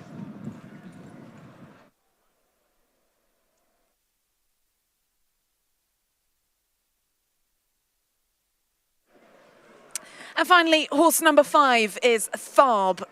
A horse trained by Hisham Al-Haddad. Stephanie LaJudge rides this one. Been well beaten when we last saw him back at the beginning of January, so need to improve on that one. This is horse number 5, Tharb.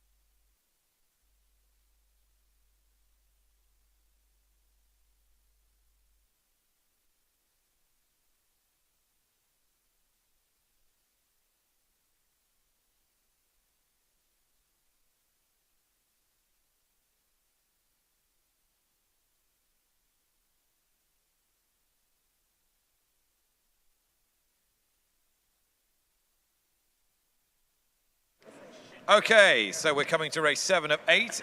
Due off at 4:10 local time, the Bahrain Derby. It's a domestic Grade 1. Ali alongside me. Ali, we're expecting fireworks from Van Halen, aren't we? Yeah, he's very much the one to beat, and he's beaten most of these horses this season.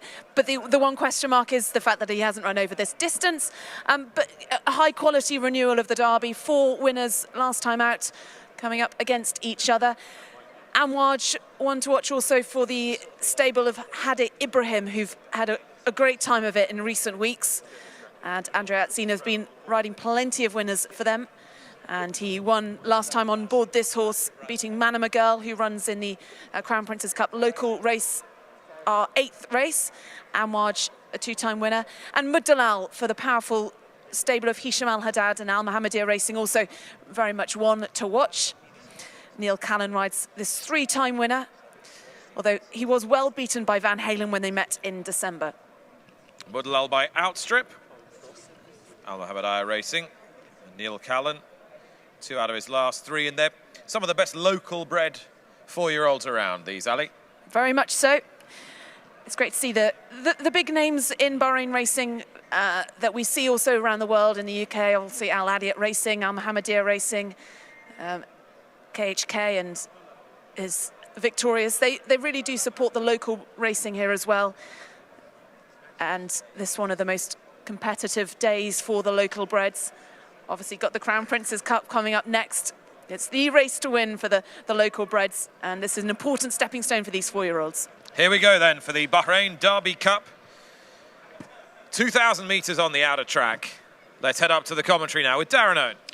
So the last runners are going forward. We're just waiting on Van Halen now to go in. Round of Paul Hannigan for Alan Smith's stable. 3 runners representing the yard here. The others being Black Shadow and Horatio. So stand by for a start, and they're off. And they're racing for the Bahrain Derby Cup, and Tharb just jumped down to his left as the gates opened. As they go down the side of the course, on the inside is Horatio, being taken on for the early advantage by Muddalal and Neil Callan to the outside, and between horses Amwaj and Andrea Atzini as they form that order around that first turn. At the moment, Van Halen not really settling. Paul Hannigan trying to switch Van Halen off in the dark blue jackets. Got 2 behind. They are Black Shadow and Tharb.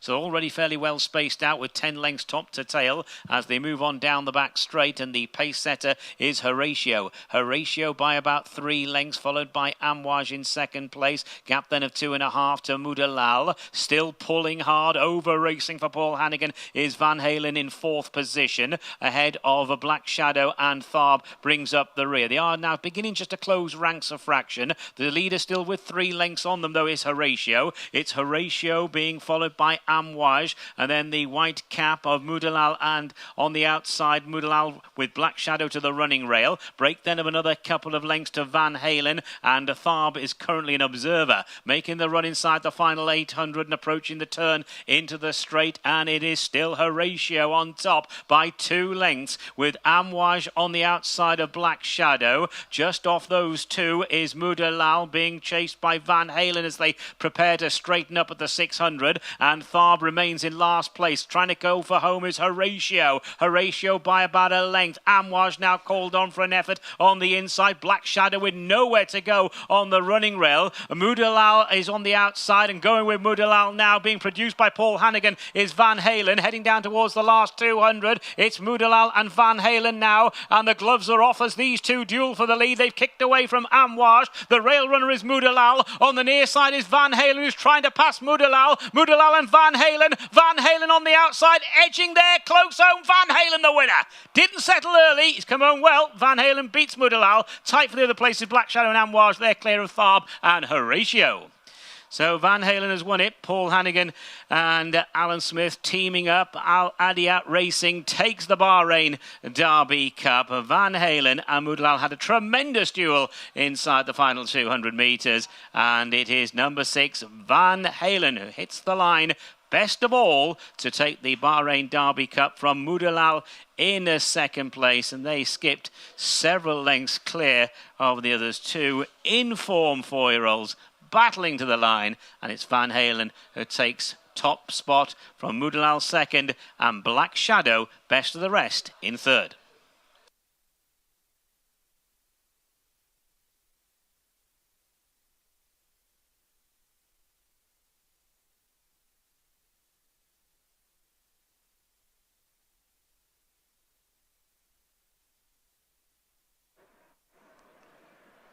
No doubt, the race of the day, Van Halen wins for Paul Hannigan, Alan Smith and Sheikh Issa's Al Adiyat Racing, getting the better of what was a genuinely pulsating tussle with Neil Callan's mount Mudalal. Hesham Al-Haddad trains Mudalal, running his usual honest race, but in Van Halen, a horse firmly on the upgrade and who can take even higher order than this. And you can mark this performance up quite significantly because Van Halen refused to settle under Hannigan in the early stages. It was very difficult in this short field to get significant cover. Eventually, he dropped his head. Then he had to ask him to race. And in the end, he got the better of Mudalal and probably won with more in hand than the margin suggests. Still, this exuberant colt by Sporting, locally bred colt, is proving quite a handful and quite difficult to pull up. Plenty left in the tank. Van Halen, an exciting prospect, takes the Bahrain Derby and does it really impressively. Really good race. Wonderful to watch.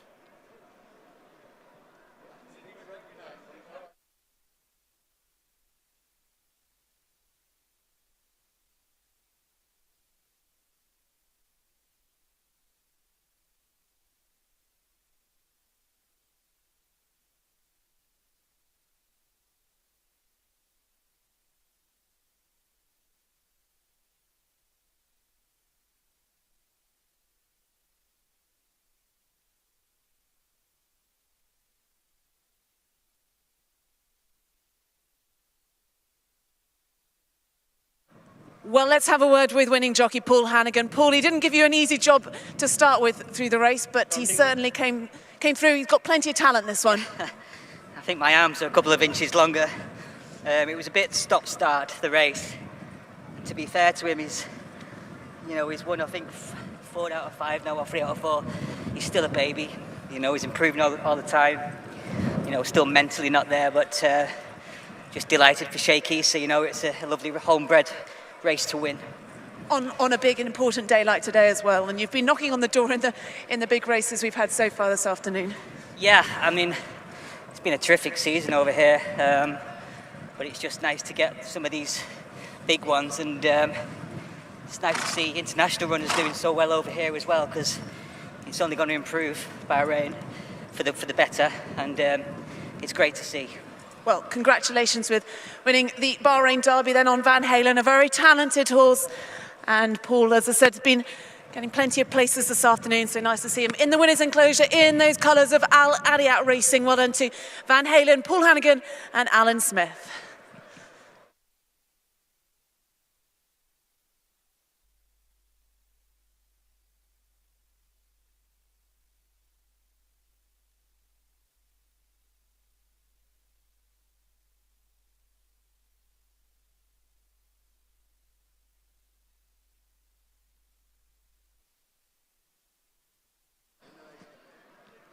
Wonderful reception from the crowd, perhaps the best of the afternoon, as Paul Hannigan, liveried in the silks of Sheikh Issa's Al Adiyat Racing, comes into the winner's enclosure on Van Halen, playing all the right notes in the Bahrain Derby.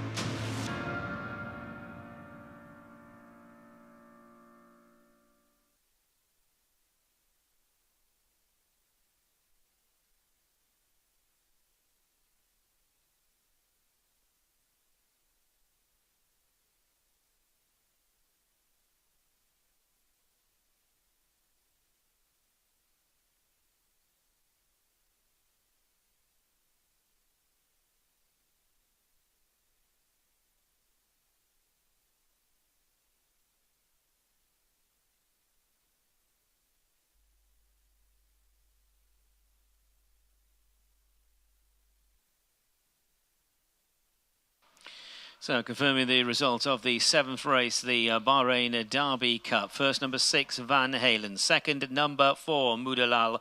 Third, number 2, Black Shadow. And fourth was number 1, Amouage. The distances half a length and 4.5 lengths. That's half a length and 4.5 lengths. And the time of the winner, 2 minutes 05.079. 2 minutes 05.079. Great race, won by Van Halen. Well, Alan Smith and Sheikh Issa are alongside. Alan, Sheikh Issa, can I grab you both and just say many congratulations? Well done, Alan. You first of all. What a performance! He's a lovely big horse. Yeah, he is a beautiful horse, and yeah, I mean he is a big boy. Yeah. Were you confident that he was going to go and pick up the leader? Yeah, he's got a good turn of foot, and he stays 2,000 metres well. And he's just an improving horse. He'll be a better horse next year. These local breds, they take time to come to themselves. You know, normally they don't reach their peak until about 5. But that's the great thing about training here. We can give horses time. You know, they're happy to let you take your time and let horses mature properly. He was quite keen early, wasn't he? Is that just a thing he just needs to settle down a bit? He just needs a stronger pace, you know, that's all. Yeah. And what next? He might go for the Owners' Cup at the end of the season, but we'll see. That's an open book. Might finish him for the season. We'll see. Either way, bright future. Well done. Yeah, thanks very much. Cheers. Thank you. The result is now official. Weighed in, weighed in.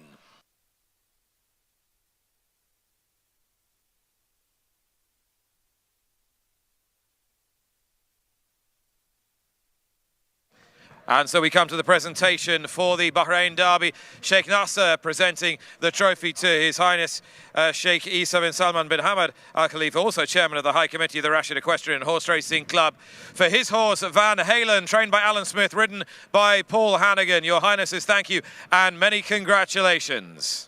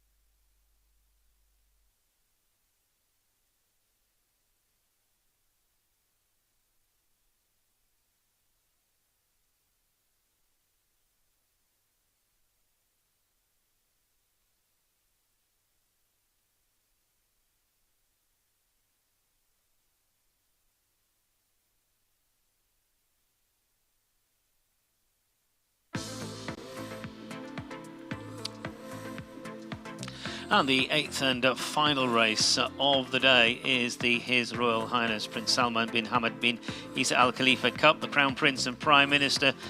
Then the Crown Prince's Cup for the locally breds. It's a domestic grade 1, and the field consists of the following. Number 1, Al Tariq and Neil Callan. 2, Battle of Talas, Paul Hannigan. 3, Epic, Stefan Lajaj. 4, Taris, Hussein Maki. 5, Sishan and Marcellus Jores.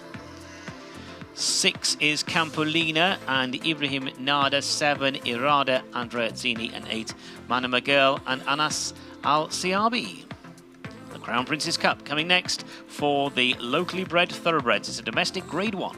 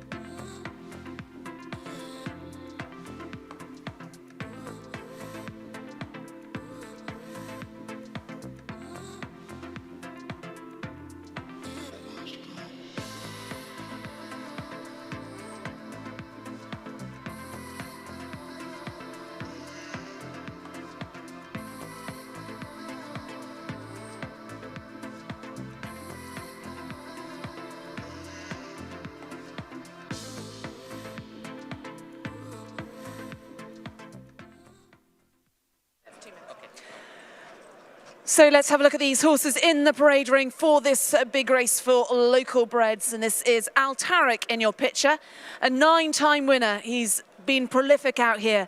4 connections. He's trained by Hisham Al Haddad. Neil Callum rides him today. But he's not been on a racetrack since April 2021. So a long, long gap, but great to see him here. And as I said, a prolific winner. Horse number 1, Al Tariq.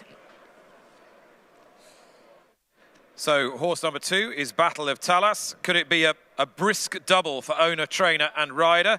And the answer to that is yes, it quite conceivably could. Runs off the same rating as when successful last time as he moves into this company, and not beyond the bounds of possibility at all.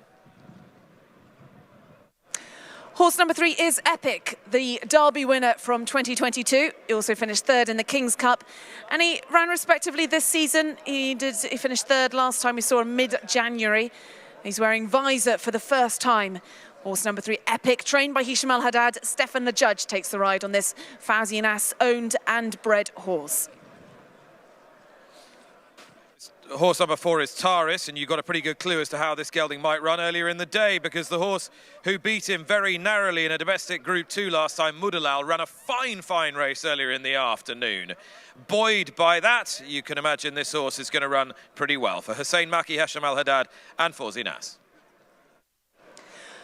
Horse number 5 then is Zishan, a horse who comes here in fine form, a really very impressive 7-length victory at the beginning of January, on the 7th of January.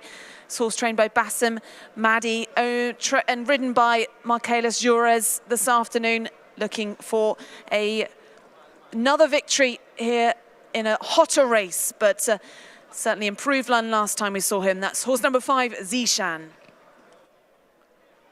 6 is the mare, Campolina, for Jafar Aradi and Ibrahim Nida. 4th in the Amwaj race last time, the domestic Group 2. And today has an extra 200 metres to run, which should help her. Horse 7, the mare Erda for Mohammed Khaled Abdulrahman. His MKR Racing colours. Andrea Atzini, stable jockey for them. And Hadi Ibrahim is the trainer. And she was improved when we last saw her back in the middle of January. A 9.5-length victory against Jadla. Comes here then in fine form, and another horse then looking for another victory this afternoon in this hot race. That's horse number 7, Erda. Horse 8 is Manama Girl. Anas Al-Siabi has already had a very good afternoon, and he rides this daughter of Asma for Jama Ramadan, who's also looking for a second winner of the day. Paul Hannigan was aboard last time when she finished 2nd in the Amwaj race. That would give her some sort of a chance.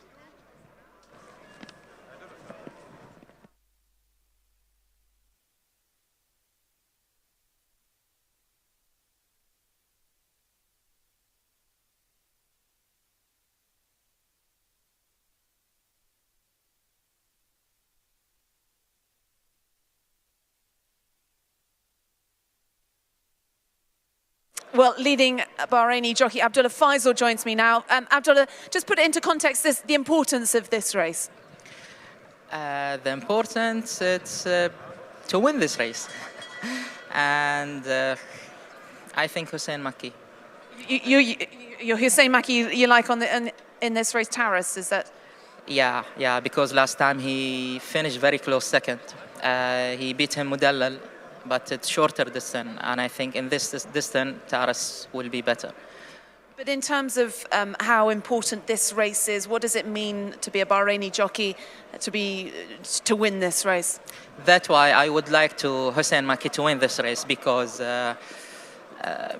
this is our race, you know. It's good if Bahraini jockey win this race. So I wish that Hussein Maki, he can beat all the import jockeys and win this race. Now, tell us about Battle of Talas in the colours of Al Adiyat Racing. And does he have much good chance with Paul Hannigan and Alan Smith? Yes, sure. Because normally the favourite is Epic and Taris. But Battle of Talas and Tariq, they can win this race. But before the race, Epic and Taris, they are the best. But Battle of Talas, he ran very well. Last 2 races, he won very easy. and first time he ran with these horses, so let's see if he can beat them or not. And for you, one of the leading Bahraini jockeys for a number of years out here, how much have you enjoyed seeing the rise of Bahrain on the international circuit, and today seeing so many international contenders coming over, and obviously double for Godolphin? Yeah, sure. It's important for us to ride in these races because it's we can learn much from these jockeys. There's a lot of good jockey we have here, especially today. Richard Mullen, he won 2 races, and Richard, one of the best jockeys in Dubai. So it's good to race against these big jockeys and to learn something from them, and it's good to beat them as well. Which you do regularly. And are you having much opportunity to ride abroad? Yes. Tomorrow I'm riding 5 races, and tomorrow I have a lot of good chances, and wish me a good luck for tomorrow. You're riding here tomorrow, but you've been riding in Qatar recently or in Saudi? In Qatar, yes. Every weekend I'm riding there for 2 days, and then when I finish there, I ride here. It's good for me to ride on many tracks, to have something for future. Well, you're doing very well. Thank you for talking to us. Abdullah Faisal then, who's tipping up Taris to take victory in this local Crown Prince's Cup. Thank you very much, Abdullah. Thank you.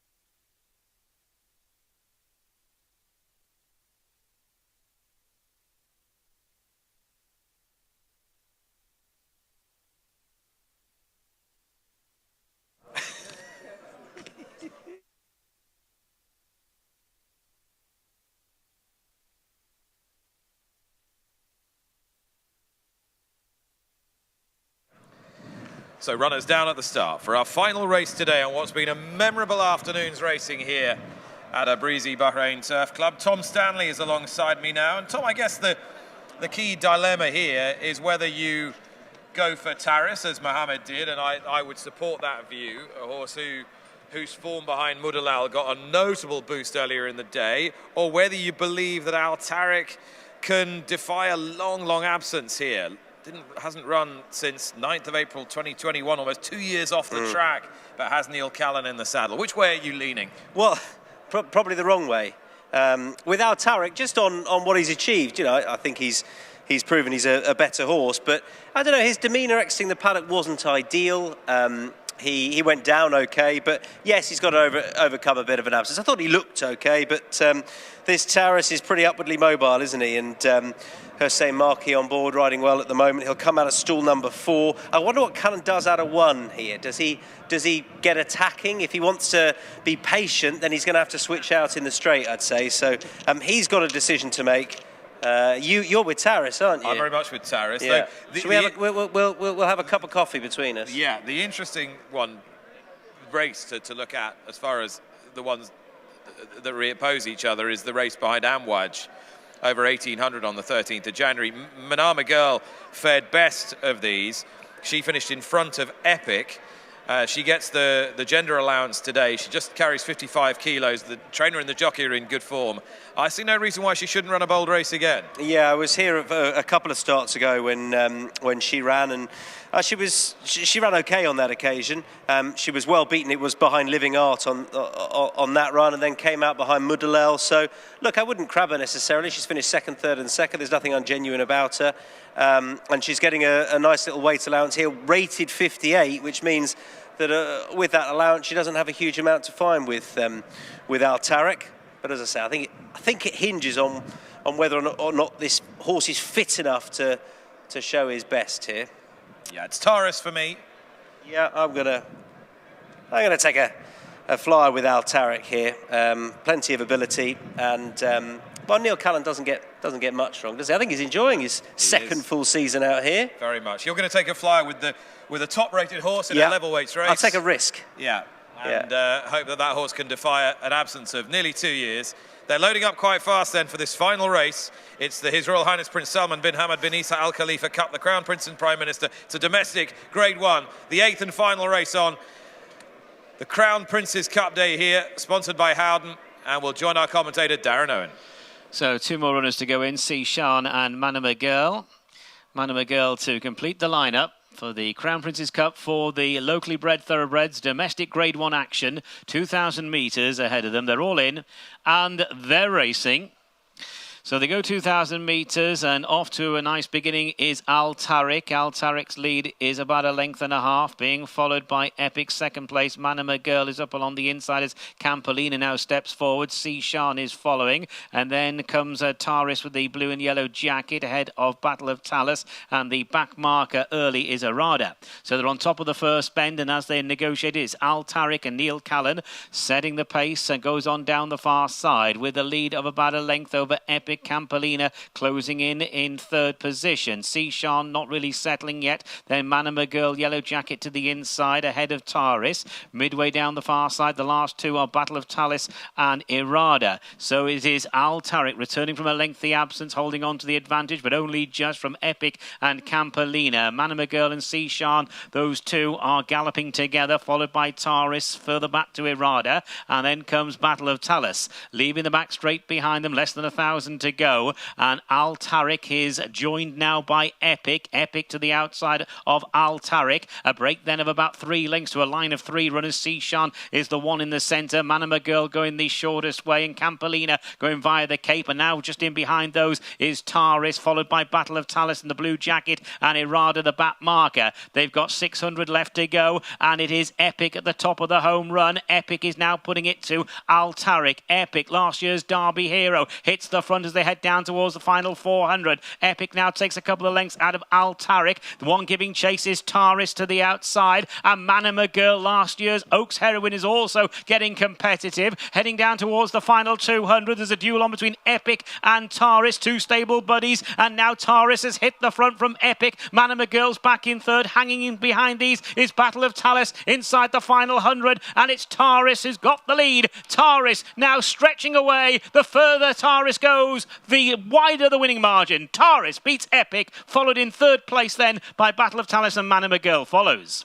So Taurus has won the Crown Prince's Cup for the locally bred thoroughbreds. Taurus had a bit of a form boost in our previous race when Mudalal ran a big race, and Taurus chased home Mudalal last time, and Taurus for Hussein Maki and Hisham Al-Haddad has taken out this domestic Grade 1. Taurus galloping on in good style to take the money.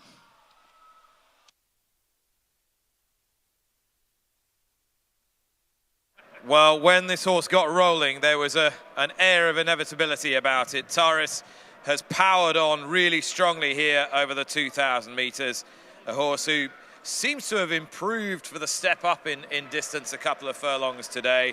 And that excellent run, those excellent runs with form entwined with Mudalal, shown to be extremely strong earlier in the day, and that's been confirmed here. Epic was second, Manama Girl was third, so Epic reversing the form with Manama Girl. The disappointment of the race, Al Tariq, notwithstanding that lengthy absence, but was a very slovenly finishing effort. Fleet of foot, by contrast, Taurus, who's absolutely bolted up. I walked in the paddock and you said Taurus here. It's either you got a nudge or you've ploughed through this form. That was an excellent shout. Well, Mohammed was absolutely spot on. And what a lovely ride, I thought, as well. Got it perfect. They were going pretty hard up top. He was nice and patient, down the outside, got rolling, and that was comfortable. Manama Girl ran a good race as well, She Nick. ran a very good race back in third, but Epic reversing the form from last time, but all in the wake of Taris, who has made a mockery of his rivals in the final race, the Crown Prince Cup.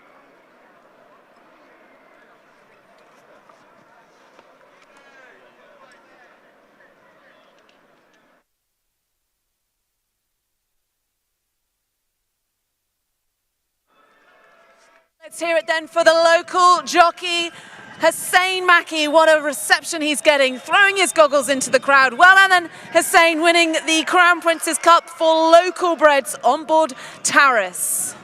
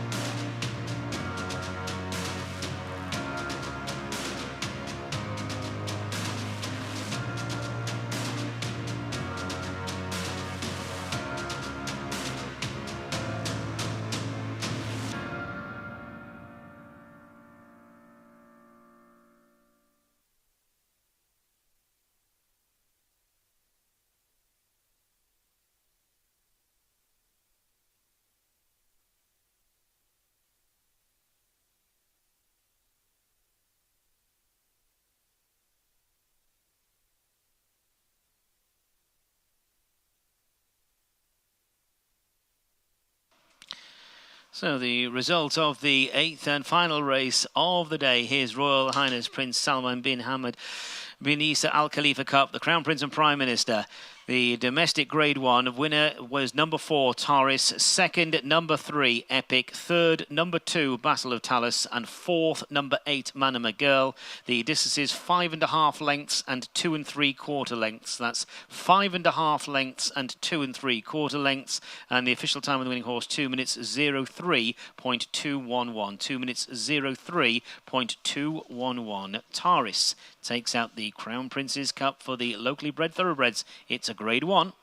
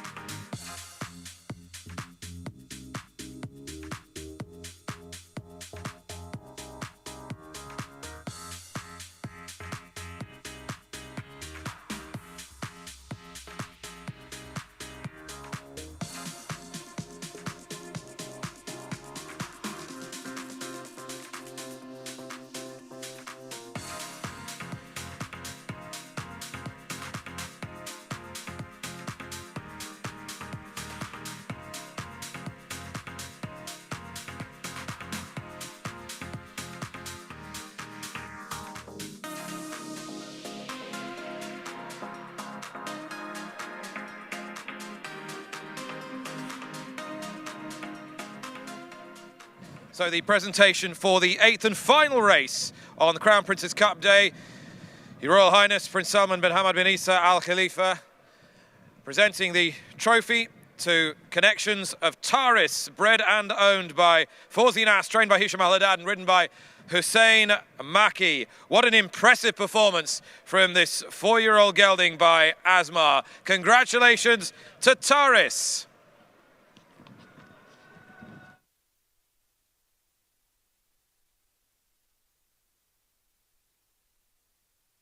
The result is now official. Weighed in, weighed in.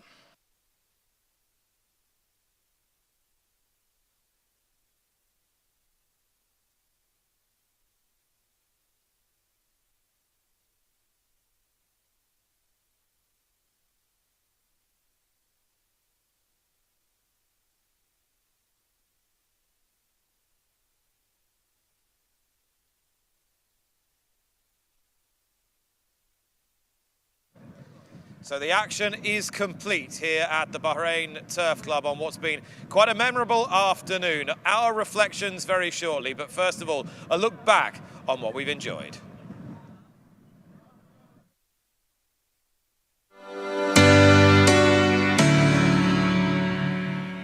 And going towards the last 100 metres, and it is KHALIFA Zareya. Won the King's Cup last year, won this race last year. KHALIFA Zareya and Neil Callan the winner.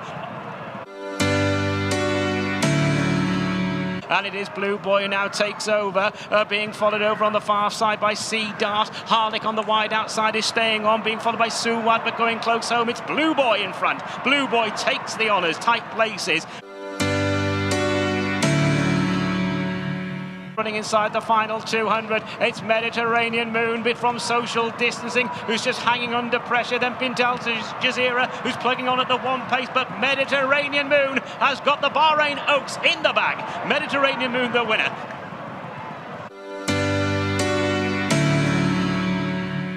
And it's the Godolphin Blue in front, King of Conquest the leader, but Classical Wave is the one giving chase to the outside. It is King of Conquest and Richard Mullen in front by a length and a half, drifting to the centre of the course, but collects.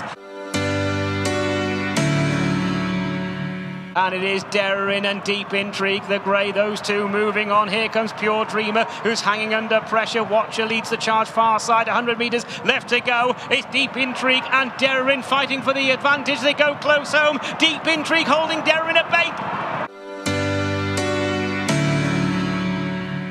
They head down towards the last 200. Warren Point byline and Goman are in pursuit. On the wide outside is Tawarek, and heading down towards the last 100, it's the Godolphin Blue and Warren Point with a few lengths on this field, and they're playing for places at the moment. It's Godolphin again, Charlie Appleby and Richard Mullen. Warren Point will take the Crown Prince's Cup. Heading down towards the last 200, it's Moudalal and Van Halen now, and the gloves are off as these two duel for the lead. They've kicked away from Amouage. The rail runner is Moudalal. On the near side is Van Halen, who's trying to pass Moudalal. Moudalal and Van Halen. Van Halen on the outside, edging there, close home. Van Halen the winner. Heading down towards the final 200, there's a duel on between Epic and Taris, two stable buddies, and now Taris has hit the front from Epic. Man and McGill's back in third. Hanging in behind these is Battle of Tallis inside the final 100, and it's Taris who's got the lead. Taris now stretching away. The further Taris goes, the wider the winning margin.